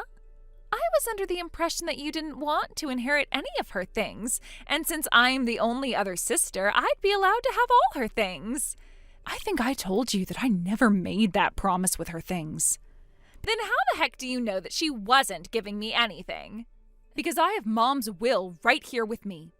Huh? It says here that instead of giving you anything in the will, she wanted to keep it all away from you as a way of you paying her back for selling her precious ring. Huh? And don't think that this document isn't official because I watched her write it all. And not only that, her lawyer was with us when writing everything down, so it's a legal document saying that everything is to go to me after she passes. Really, this all has to be a joke, right? Everything I'm telling you right now is a fact, Mia. And I made sure to have this paperwork all dealt with while you were on vacation with my husband having an affair, so now there is no point in trying to rewrite anything. What the? So now, before you try to run away from this, hurry up and get back here. And if you still want to run away, at least run all the way to hell or something, because it is about time you realize all your sins and pay for them.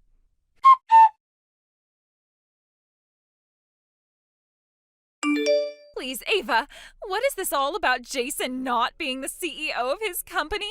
Why the hell are you the CEO? Oh, so you're on about that now, huh?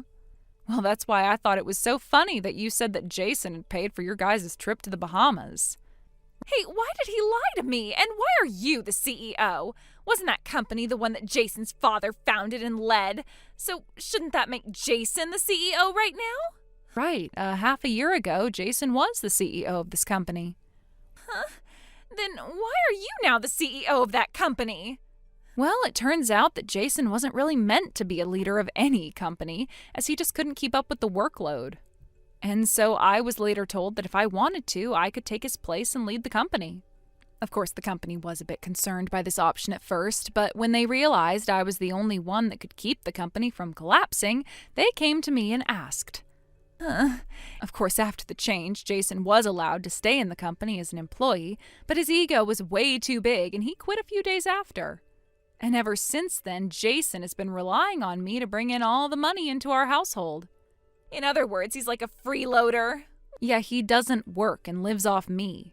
Wait, but that's really bad for me then. I was hoping that he'd be willing to pay for me now that I have no money, but that hope is long gone. I just can't believe that he was relying on you. Yeah, and by the way, I'd really like you to pay me back for that ring you stole, okay? All in one payment if you don't mind. Wait, I can't do that now. Well, you sold that ring without even telling anyone, so I'd like my money back just as easily as it was stolen from me. But I just thought that Jason would have the money to pay Mom or you back someday. That's why I went and sold it thinking everything would be fine. But now that I know he has no money and no job, everything has changed for me. I'm not going to start feeling bad just because your stupid plan didn't work out for you. Oh, and along with all of this, I've gone ahead and sold Mom's house since she gave it to me. Huh? So if you've gone back there thinking you could stay there, then you have until next week to get out, okay? But Ava!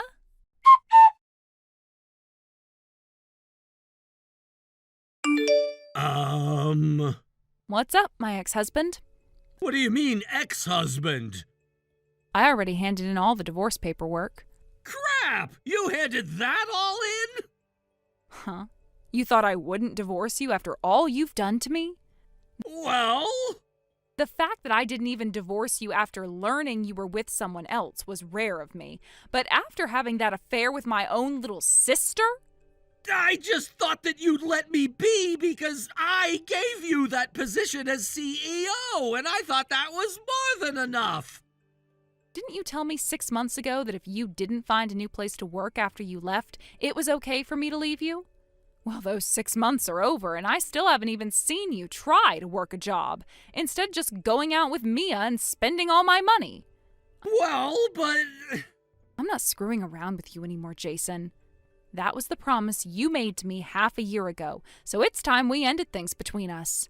So I don't even want to hear a single complaint from that hole of yours about me being unfair to you. But... Now that I have made myself clear, I'd like you to go ahead and pay off that settlement. Well, but I have no money. I thought your dad had shown you a place that was hiring. I don't want to work for that stupid factory out in the middle of the industrial park. And I've heard that the boss there doesn't like to hire people that get divorced over being unfaithful. Oh, that lady? Isn't that the lady that tried to talk with you a while back?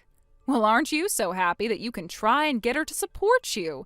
Just lie about the divorce we had and say it was my fault. And then maybe she'll marry you as your sugar mama. No way! Please, Ava, I'd like for us to get back together. No thanks.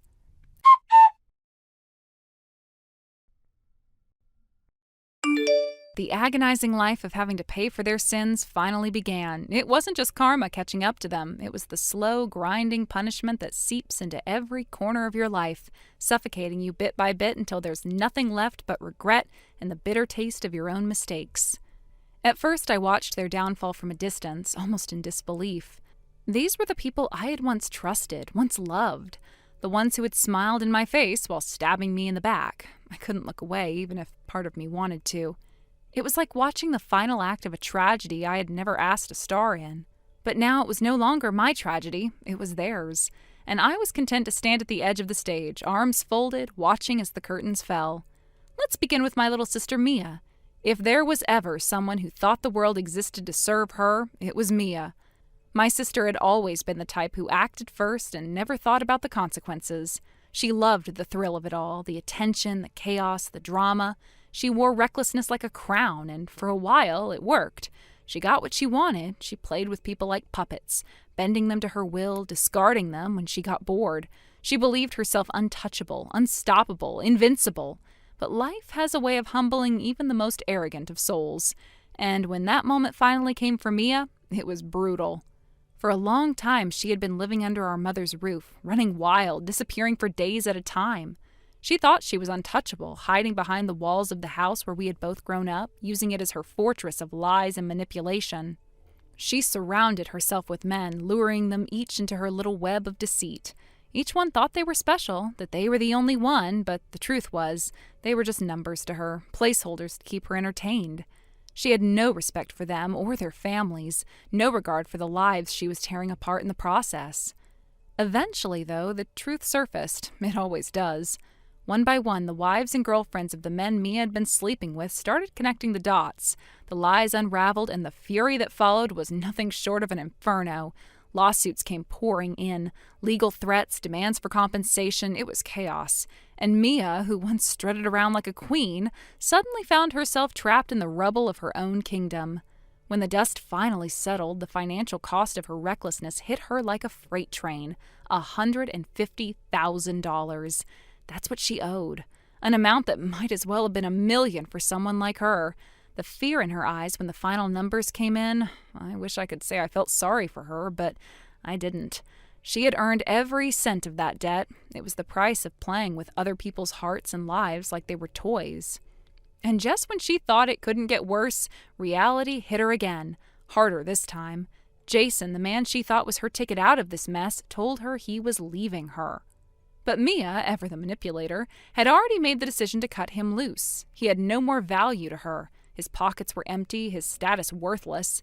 He was no longer the golden goose she had tricked him into thinking he was. So they parted ways, both of them bitter and empty-handed, blaming each other for the ruins they stood in.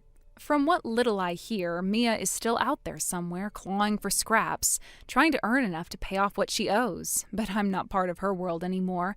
I cut her off entirely. I don't answer her calls. I don't respond to her messages. She's on her own, and as much as it stings to say it, that's where she belongs now. She made her bed, and now she has to lie in it, without me there to soften the blow. Now, let's move on to Jason, my ex-husband, the man who stood at the altar and made promises he never intended to keep, the man who looked me in the eyes and told me he loved me while he was betraying me behind my back. When everything fell apart, I made sure he understood that our chapter was closed for good. The house we had once shared, it was under my name, and I made damn sure he would never set foot in it again. But I didn't stop there. I didn't just kick him out. I sent all his belongings to that factory boss's wife, the woman he had been having an affair with. I wanted them to face each other, to have no choice but to confront the mess they had made. I imagined the awkward conversations they'd have as they unpacked the boxes together. It was petty, I'll admit it, but it felt good. It felt like the kind of petty justice that fit perfectly with the crimes they committed. A few days later, I got a payment from her. She paid off every penny Jason owed me. I didn't even have to chase him for it. She wrote the check, probably to make sure I stayed out of their lives. Fine by me. They could have each other. They could rot together in the little fantasy world they built on lies and betrayal. And now Mia and Jason are both stuck in their own personal hells, isolated, bitter, full of resentment. Their lives are exactly what they deserve, empty, lonely, and suffocating. They burned every bridge they ever had, and now they get to live in the ashes. And me? I get to walk away, knowing I'll never have to see their faces again. That is its own kind of freedom. But there was still one last thing I had to do, one last tie to the past that I needed to sever before I could finally move on with my life. The ring. My mother's ring. The one my father gave her when they were young, when they still believed in things like love and loyalty. That ring had meant everything to her. It was a symbol of a bond that no one could break, a reminder of the life they had built together. And after everything that happened, I couldn't stand to see it sitting in a box, gathering dust, becoming nothing more than a reminder of pain and betrayal. So I wrapped it up carefully, placed it in a little velvet box, and drove to the cemetery. It was a cold day, gray skies hanging heavy overhead. The air smelled like rain. I sat by her grave, the weight of everything that had happened pressing down on me. I told her everything, every betrayal, every lie, every heartbreak. I told her how Mia and Jason had finally gotten what they deserved. I told her how justice had been served in the most fitting way possible. And for the first time in a long time, I felt like she was listening, like she was sitting there beside me, nodding, maybe even laughing a little at the absurdity of it all. I dug a small hole next to her headstone and placed the ring inside. I whispered to her that now she could have it back. Now she could feel close to Dad again. Maybe it was silly. Maybe it was pointless, but in that moment, it felt right. It felt like closure. As I stood there, staring at the little patch of dirt where the ring now rested, I realized something. I wasn't angry anymore. I wasn't bitter. I wasn't haunted by the ghosts of what could have been. For the first time in what felt like forever, I was free. Free from them, free from the past, free from the weight of carrying their sins on my back. I walked away from the graveyard that day with my head held high. The city lights flickered in the distance, a reminder that life moves on, no matter how broken we feel inside. And as I walked toward my car, I smiled. I had survived the storm. I had weathered every betrayal, every heartbreak, every knife in the back. And now, finally, I could let it all go. I was done being their victim. I was done clinging to the past. I was ready to live again. But even as I walked away from that grave, as the cold wind tugged at my coat and the sky above threatened rain, something inside me trembled. There was relief, yes, a weight lifted, but there was also something else lingering in the quiet, a hollow, aching stillness.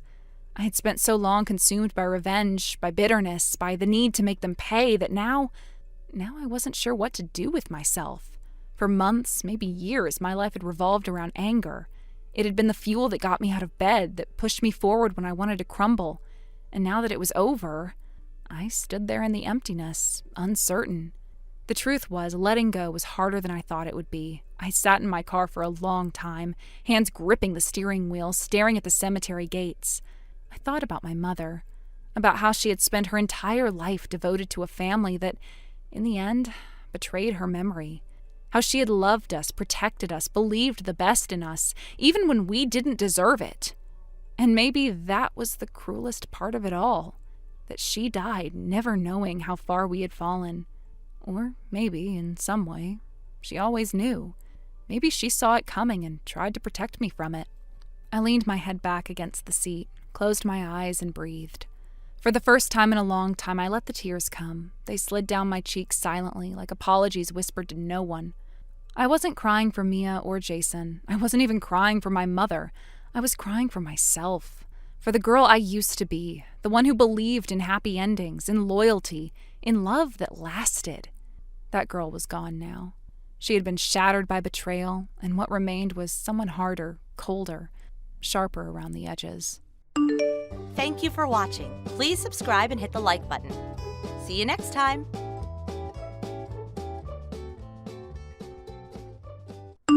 Hey, John! I didn't know you worked for our subcontractor. Your face when we ran into each other at the entrance, it still makes me laugh.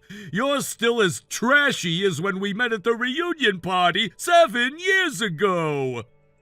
Hi there, Micah. I bet you were surprised to see your classmate from middle school at your client's company.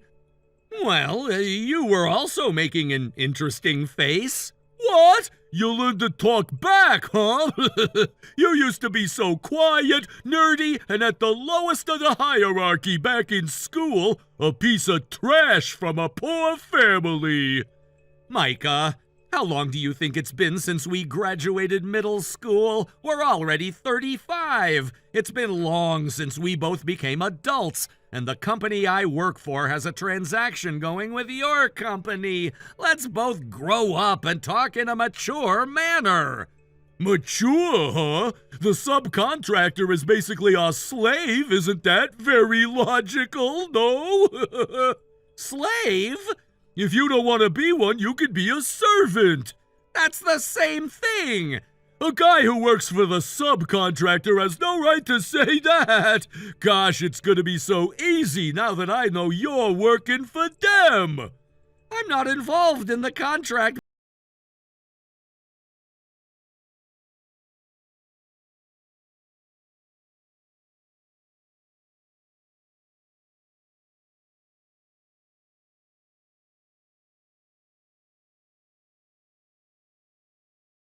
The mail you sent to my address I use for work? What are the files attached to the mail? Huh? There was no title nor any text in the mail, so I was wondering what you sent it for. Judging from the file name, it looks like it's about a different client. What is this? Oh, about that. If you made a mistake and sent it to me, I'll delete it without opening the file. Nope, it's not a mistake. Huh? Then what is it? The price offered by your rival company is written on it. Does that mean this is their estimate? Yup. Look through it carefully and offer us a better price next time. If you can't do that, we're not signing a contract with your company again. Wait a minute. Don't tell me you sent me the actual estimate sent to you by our rival company. You're right. Did you ask for their permission? Huh? Why do I need to do that? That's a huge problem. Oh! This estimate was made by our rival company for a transaction between your company and them. You can't just send the information to another company without asking for permission. Huh? A trashy employee from a subcontractor has no right to talk back to me like this. Just check that estimate provided by your rival company. If you can offer us a better price, we'll renew our contract. If not, we're calling it off right away. I can't look through documents that involve other companies without permission. Huh? If I take even a glance, you might be punished for it. I'll keep this a secret this time and delete it without looking at it, so don't do this again, okay? Huh? Who do you think you are? I'm giving a trashy employee like you a chance. How dare a piece of trash object against an elite like me? We can cancel our transaction right now if you want to. You call yourself an elite? Is that a problem for you? I had always been clear that I was born as an elite. Well, it's true that you were smart and athletic back in middle school. Teachers were also very impressed by your performance, right? And now I work at a company that's your main contractor, meaning I'm way higher in the social hierarchy than you. It's obvious that you're a piece of trash and I'm an elite. No matter how hard you try, our status will always stay like this. So just look at the estimate I sent you and agree to provide the products at a cheaper price than now. I told you I can't. I'm telling you not to talk back, you piece of trash. I don't care if you call me a piece of trash. Do you know that if you push this case harder, you might lose your position? Those threats won't work on me. Most importantly, I can't decide alone whether we can provide the products cheaper than other companies. First of all, another employee from my company is in charge of dealing with the transactions between your company. You should know that I can't reply to you about this case right away when I'm not even involved in this transaction. Then I'll give you a week. I'll text you again Friday afternoon, so make the decision by then. I see. Looks like you're forcefully trying to make us offer you a cheaper price. Of course. Okay, then we'll talk again Friday afternoon. Good, you understand. You should have just agreed to it from the beginning. If you don't want us to cancel our transaction, make sure you follow what I said. You're the one who's gonna be canceled. Huh? Goodbye then.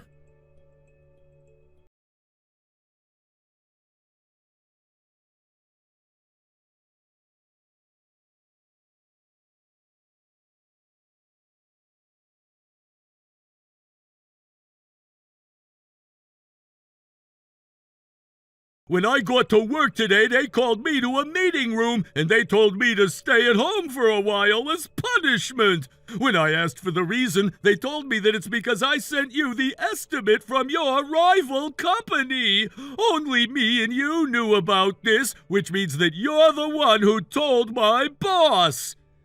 You're not wrong, but first I sent the file to my boss. Of course, I didn't open it even once. I asked my boss to check with Mr. Henry, your boss, if the file was something we are really allowed to see. How dare you do that? I thought it was pretty obvious that this would happen. Why? You would have definitely been punished for not getting permission before sending me that. But alongside the estimate by another company, you also sent me some confidential files. Huh? Confidential? Things that would affect their future was written on here. You sent something so important to an employee from another company. You did something that would basically make you a spy, Micah. Spy? You're making it sound worse. Well, I wonder why you got suspended from work then. Huh? I bet they're deciding what to do with you. What? Did you really think that this was a normal suspension? I just sent a single email. You sent confidential files to another person. You should understand how problematic it is for you to send confidential files to others. Oh, but you said you didn't take a look. That means nothing happened, basically. Did you explain that to your boss? Listen, Micah, the problem is not that. Why? You spread confidential information to someone from outside the company. You should be punished for that action itself. It doesn't mean that you should be forgiven just because I didn't open the file and see what was inside. No way. Wait, I know. I have a way out. Way out? I'll tell them that you made me do it. Huh? Yours and their company are rivals anyway. I'll tell them that you made me take part in your plan to defeat your rival company. I bet the executives from my company would believe me over an employee working for a subcontractor. Hey, can I ask you something? What? Your company decided who'll be the next CEO, right? What does that have to do with this? You still don't get it? Huh? The next CEO of the company you're working for now is me. What? Huh? Hey, stop with all the nonsense. You work for the subcontractor. There's no way you can become the CEO of the main contractor no matter what you do. After you went home and demanded a suspension from work, I announced it during the morning meeting. What? I guess you didn't know because you worked at a different branch, but I always worked at the headquarters. Seriously? The reason why I was there on that day as one of the employees at a meeting with the clients was because employees asked for an investigation regarding an overwhelming amount of complaints against the branch you worked at. I asked one of the companies for their cooperation, and when I was going undercover, I met you. What? And as a result of investigating, I found out that you were the reason. Seriously? We'll decide how to deal with you soon, but you better be prepared to.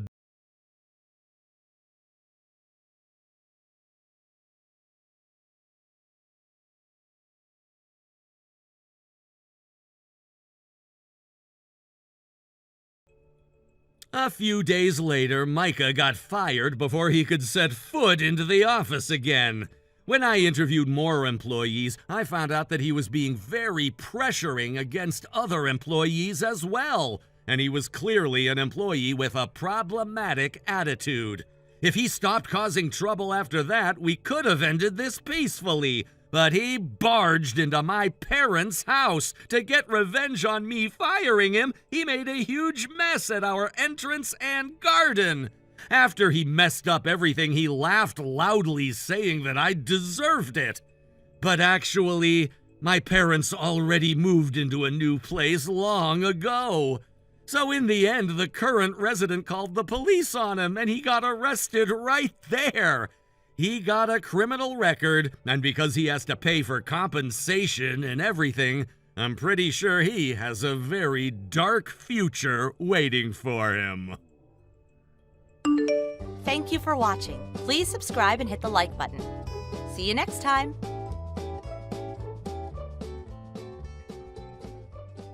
Heather, I happen to hear that your family is going on a trip, and I heard that you're renting a whole villa in Hawaii. I'm so jealous. Hi, Christine. Hawaii! A villa!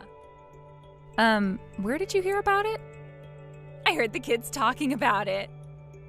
Oh, okay. You're going to spend the holidays next month at the villa, right? Yes. Take me too! Huh? I've only been to Hawaii when I was in elementary school with my parents. I bet a lot of things changed, and we're staying at a villa this time. I'm so excited!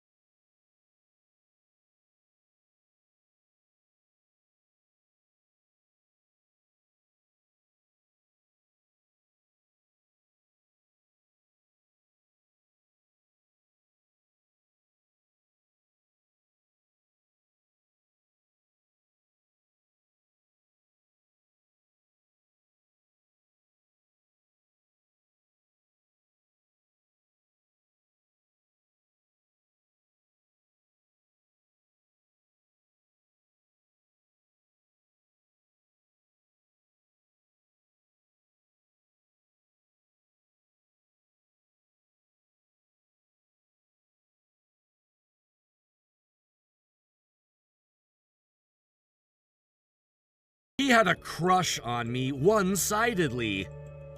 Huh, is that so? But she never confessed her feelings for me. She just kept on hitting on me in weird ways. Weird ways? She would wait for me at the hallway or stairs and walk past me as if it was a coincidence, or she'd put undercooked chocolate cake in my desk for Valentine's Day. There was also a time when she was wandering around my house. Huh? She's basically a stalker. You think so too?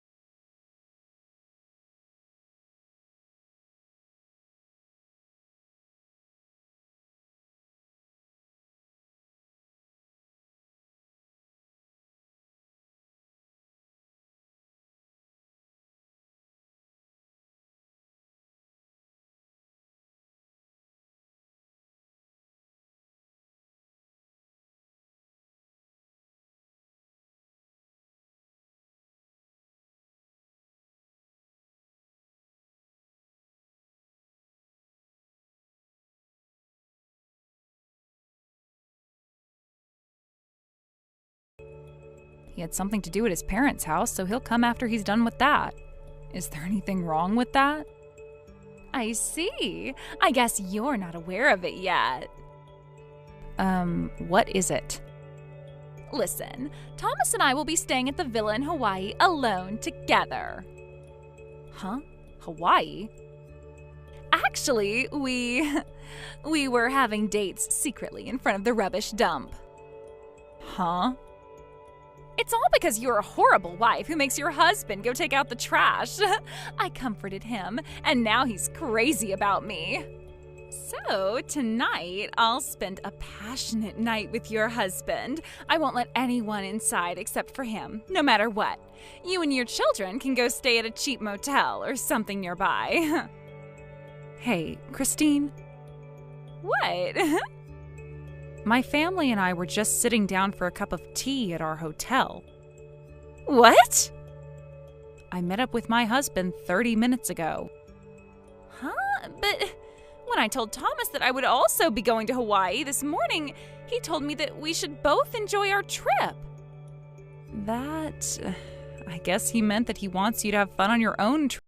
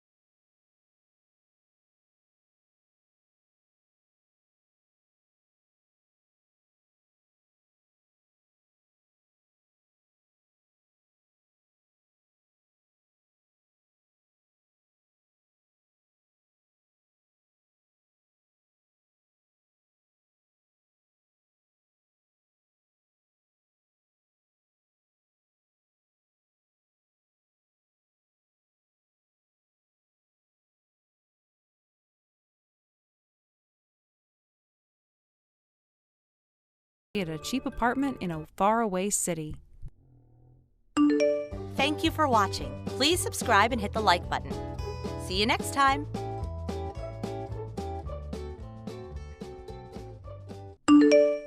Shelley, my, how long has it been? 3 years, isn't it? 3 years since you stopped coming around, stopped calling, stopped acknowledging the people who welcomed you into this family. Not even a single message at Christmas, Thanksgiving, Easter, nothing. I'd say I'm shocked, but honestly, you were always a bit cold. Anyway, let's not dwell on the past. It's time we put all that behind us. Given what's happened, I think we can agree it's time for you to come home. Tucker needs someone, and despite everything you've done to him, that still means you. I trust you'll be moving in without any fuss, so tell me, when are you coming? Wow, I really didn't expect to get a message from you. Is something wrong? I just told you, didn't I? Tucker needs you. That's all that needs to be said. You can't seriously think you're exempt from that just because you've been sulking in silence for a few years. I'm not sure that's really appropriate anymore. Things have changed a lot. Pfft, what changed? You're still his wife, aren't you? What does it matter if you've been keeping your distance? A real wife comes back when her husband is in need. I think you might be misunderstanding the situation. The way things are now, I'm really not the person for that role anymore. You're deflecting, that's all this is. You think just because you dropped off the radar, you're somehow off the hook? Oh, please. You made a commitment. You don't get to walk away from that just because it's inconvenient. I'm not walking away from anything. I did that already, years ago. Oh, stop being dramatic. What matters now is that you do the right thing. This isn't about feelings, it's about duty. Tucker can't be left alone like this. You have a responsibility whether you like it or not. If that's really what you believe, then maybe we're not having the same conversation. You know, the fact that you've gone this long without checking in is honestly shameful considering everything Tucker has been through lately. But I suppose you wouldn't know, would you? What are you talking about? What happened? He was in a car accident, a serious one. He's in a wheelchair now. He can't walk. He probably never will again. Wait, what? Are you serious? I'm completely serious. He was hospitalized for weeks. He had surgery, physical therapy, the whole ordeal, and now he's trying to adjust to a completely different life. Meanwhile, you've been who knows where, doing who knows what. Not even a text. Not even a single visit. Wow, this is the first I'm hearing of any of that. And why do you think that is? Because Tucker didn't want to trouble you, even now, after everything. He was trying to protect you. That's the kind of man he is, kind, loyal, and too considerate for his own good. Listen, Rachel, I'm sorry to hear this, really. But you're treating me like I deliberately ignored him. That's just not what happened. It's exactly what happened. You walked away and left him on his own, and now that you're being called to step up, you're full of excuses. You're acting like you have no connection to him at all. Because things haven't been the way you're describing for quite some time. I'm not trying to argue, but I think you're missing some important context. What context could possibly matter more than the fact that he's injured and needs someone? I really am sorry to hear about the accident. No one deserves to go through something like that. But I think there's something you need to understand, because the way you've been speaking to me is like you believe we're still in each other's lives. What's that supposed to mean? Tucker and I haven't been in contact for a very long time. We've been living completely separate lives for years now. Separate lives? Are you saying this whole time? Yes, 3 years ago I discovered that Tucker was cheating on me. This isn't something that happened recently. And once I found out, that was the end of it for me. I didn't want to stay in a marriage built on lies, so we got divorced. 3 years ago? Oh, that can't be right. Maybe not to you, but that doesn't change the timeline. After we split, Tucker remarried to the woman he'd been having his affair with. I'm not making this up. What? That's impossible. He never mentioned any of that to me. Not one word. I believe that. He probably didn't want to face the conversation. But that doesn't mean it didn't happen. We divorced, he moved on, and so did I. That's the reality. So what, you expect me to believe you've just had nothing to do with him all this time? Yes, that's exactly what I'm saying. We haven't seen each other, haven't spoken, no phone calls, no messages, nothing. I didn't even know he'd been in an accident until your message. Well, that's unbelievable. I understand why it might feel that way, but but I'm telling you the truth. And honestly, I think if you asked him directly, he'd say the same. I just think it's important you hear it plainly. Well, I'm sorry to say you wasted your time because I don't believe a word of that. You're just trying to come up with a convenient little story so you don't have to take responsibility. This is so pathetic. There's nothing convenient about any of this. It's just the truth. Oh, please, isn't it funny how your so-called divorce just happens to line up with when you suddenly cut off all contact with us? 3 years ago, the timing's just too perfect, don't you think? It wasn't a coincidence. That was when everything ended. That's why I stopped coming around. No, you disappeared because you didn't want to deal with any of it. You got bored of playing house, and now you're lying through your teeth so you don't have to lift a finger. You think I don't see through that? If you really think I'm lying, then check with City Hall. They can pull the divorce record in 5 minutes. What, you want me to go waste my time on some ridiculous paperwork hunt just because a liar told me to? I'm not playing your little game. It's not a game. It's public record. I'm not asking you to take my word for it. You can say whatever you want, but you're still going to come here and do what needs to be done. Tucker can't work right now. Someone has to support this household, and that someone is going to be you. I don't think you understand the position you're in. You can't just assign me to take care of someone I haven't seen in years. Oh, I absolutely can. You're young, you're healthy, you had a job, which you'll be keeping, by the way. Tucker can't earn any more, so you'll be supporting him. That's your role now. Excuse me? And the house needs to be remodeled. Barrier-free, ramps, widened doorways, everything. It'll cost a fortune, but I assume you'll be covering it. After all, he's your husband. No, he's not, and I can't believe you actually think this is normal. Don't try to dodge this again. You're the one who made vows. You're the one who walked out. And now, when it really matters, you're the one who's going to make things right. This entire conversation has been completely detached from reality. If you want answers, if you want to understand what actually happened, then you should ask Tucker himself. He's been through enough already. I'm not going to drag him into more drama. You're already doing that by demanding things from someone who doesn't owe you anything. I've told you what happened. I've been honest. And I'm not going to keep defending myself against a version of the past that only exists in your head. You quit your job? Are you completely out of your mind, Shelley? Excuse me? How do you even know that? Oh, don't act surprised. I called your office to get your availability for Tucker's physical therapy. And what do I hear? You just up and left. Without warning? Without even telling anyone? That wasn't your place to ask about, and frankly, it's not your place to comment either. Oh, please, don't start playing the victim now. What on earth are you thinking? You're the one who should be supporting Tucker. He's in a wheelchair, for God's sake. He can't work. And I'm not responsible for that. I've told you before, and I'll say it again. Tucker and I are divorced. I don't owe him anything. You stood at an altar and made vows, for better or worse. Ring a bell? And now that he's facing worse, you've run off like a coward. No, I walked away after your son had an affair and moved on with another woman. You call that cowardice? I call it survival. Oh, give me a break. A little affair, and suddenly you think that justifies throwing away your marriage? People work through these things every day, but no, not you. You just disappeared the second it got difficult. It wasn't a little affair. He was seeing her for months behind my back, lying to me every step of the way. And when I found out, he didn't even apologize. He just packed up and left. That's ancient history, and you know it. You're using that as an excuse to abandon him now that he actually needs you. I don't need any excuse. I am telling you once again that I am not his wife anymore.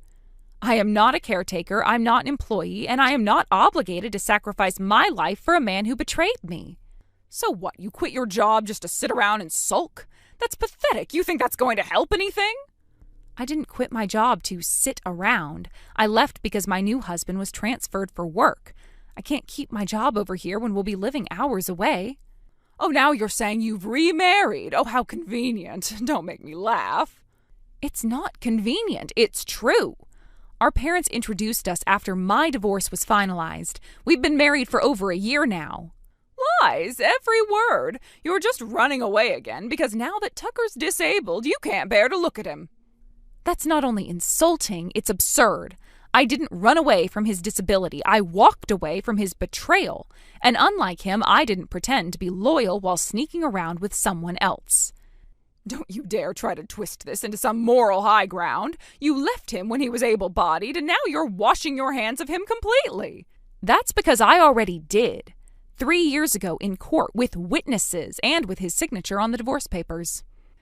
You think a piece of paper means you get to erase all of this? You think you get to start over while he's stuck with nothing? He's not stuck with nothing. He has a new wife, the one he chose over me. If he's suffering now, I genuinely hope she's there for him. But I am not part of that picture anymore, and you need to stop pretending I am. You know, now that I think about it, the more appalling this little attitude of yours is. Did you forget that the accident only happened because Tucker was trying to get away from you? He said you saw him with that woman and you lost your mind. Wait, what? Yes, that's what he said, that you caught him in the act and started making a scene. He said he panicked, tried to get away in the car, and that's when it happened. I never saw anything in person, not once. Oh, don't lie to me. He said you showed up out of nowhere, that you screamed at them and chased after his car. No, that never happened. I wasn't even there. When I found out about the affair, it wasn't because I walked in on anything. I hired a private investigator. It was all handled quietly. You hired someone? Yes, I still have the report if you want to see it. It lists the dates, photos, even the hotel name. It's all in there. I didn't yell, I didn't scream, I didn't confront anyone. I just left. Then what was he talking about? Well, that's a good question. He told me that's why the accident happened, that you caught him cheating and he got scared. Maybe that part is true, just not the way he told it. What do you mean? Well, if he wasn't talking about me catching him, then maybe someone else did. What are you saying? He married the woman he was cheating on me with, right? But if the accident happened more recently, long after we were out of each other's lives, maybe it wasn't me who caught him. Maybe it was someone else. No, he wouldn't. He's already got a second chance. He wouldn't be that stupid. Wouldn't he? But he looked me in the eye. He said it was all in the past. He said you were the reason he was miserable, that everything fell apart because of you. And you believed him. If he was lying about that, what else would he have been lying about? I think it's time you spoke to Tucker directly, because I've explained everything I can. But if you keep contacting me like this, demanding things I have no obligation to provide, I'll have no choice but to protect myself. I'm not saying that to scare you. I'm saying it because I'm done being dragged into something I walked away from years ago. If this continues, I'll speak to a lawyer. Consider this your final warning. Let me know if you'd like a short follow-up from Rachel or a legal consequence scene to close the loop. I spoke to Tucker. He finally told me what really happened. I see. So he admitted it? Yes, the affair, the lies, all of it. He said he was ashamed. That's why he made it sound like you just walked away from your duties. That tracks. He never wanted to take responsibility when it counted. He also told me about the remarriage. I had no idea he married that woman. He said he thought I'd be angry, so he just kept it from everyone. I figured he wouldn't have the courage to explain that part. And the accident, it happened when he was with someone else. It wasn't even his wife. It turns out one of his mistresses caught him with another mistress. So he repeated the same mistake. That's awful. It is. I still can't believe it. But at least I finally know the truth now. And I suppose I owe you an apology for everything I said. I appreciate that. Thank you for letting me know. Actually, there's something else I wanted to say. A sort of proposal, if you will. A proposal? Now that things are finally out in the open, maybe this is a chance to turn over a new leaf. Tucker is single again, and you work from home now, don't you? You're in the perfect position to care for him properly. Wait, are you seriously suggesting... Why not? You two were married once before. It's not like the love just disappears. Besides, your current marriage was just out of obligation, correct? You said your parents introduced you. Those arrangements never run that deep. It's not like you fell in love. Are you listening to yourself right now? I'm being practical. You have flexibility now. You're always at home, and Tucker needs someone he can trust. The timing just makes sense. You think I should throw away my life, my family, everything I've built, so I can go back and play nursemaid to a man who lied, cheated, and left me to clean up the mess? It doesn't have to be so dramatic. You were happy once, and now that the distractions are out of the way, maybe you could find a way back to that. No, we were not happy, not in any way that mattered.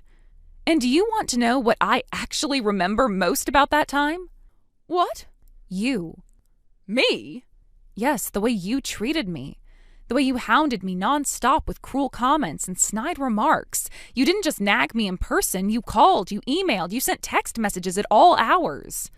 Remember when you faxed me that complaint about my cooking? Who even uses faxes anymore? Well, that wasn't abuse. I was just trying to help you become a proper wife. No, Rachel, it was abuse. You chipped away at me every single day, and you never once saw me as a person. You saw me as a tool, someone to manage your son, your house, your image. Well, that's not true. It is, and I never forgot it. You say start over like that part didn't happen, but it did. Well, maybe I was a little too hard on you, but it was never personal. It was personal to me. I lived through it. And I am not walking back into it just because Tucker burned every bridge and ended up alone. That's not my problem anymore. So you're saying there's no chance? None. I have zero intention of divorcing my husband. He's kind. He respects me. He's the reason I'm doing well now. But this conversation is over. A few weeks later, a letter arrived at my parents' house. You guessed it, it was from her. It was carefully worded, filled with phrases like, just keeping in touch and hoping you're well. But buried between the lines was the real message. Tucker had found out she contacted me behind his back, and he was livid. Their relationship apparently had collapsed. He's stuck in the family home, too broke to move out after paying alimony from his latest affair. He works from home now, but the place isn't even wheelchair accessible. The letter was just a thinly veiled plea for sympathy, for help, and maybe even for money. I handed it to my mother, shrugged, and said to toss it in the trash. And just like that, the last string tying me to that part of my life was finally gone. Thank you for watching. Please subscribe and hit the like button. See you next time.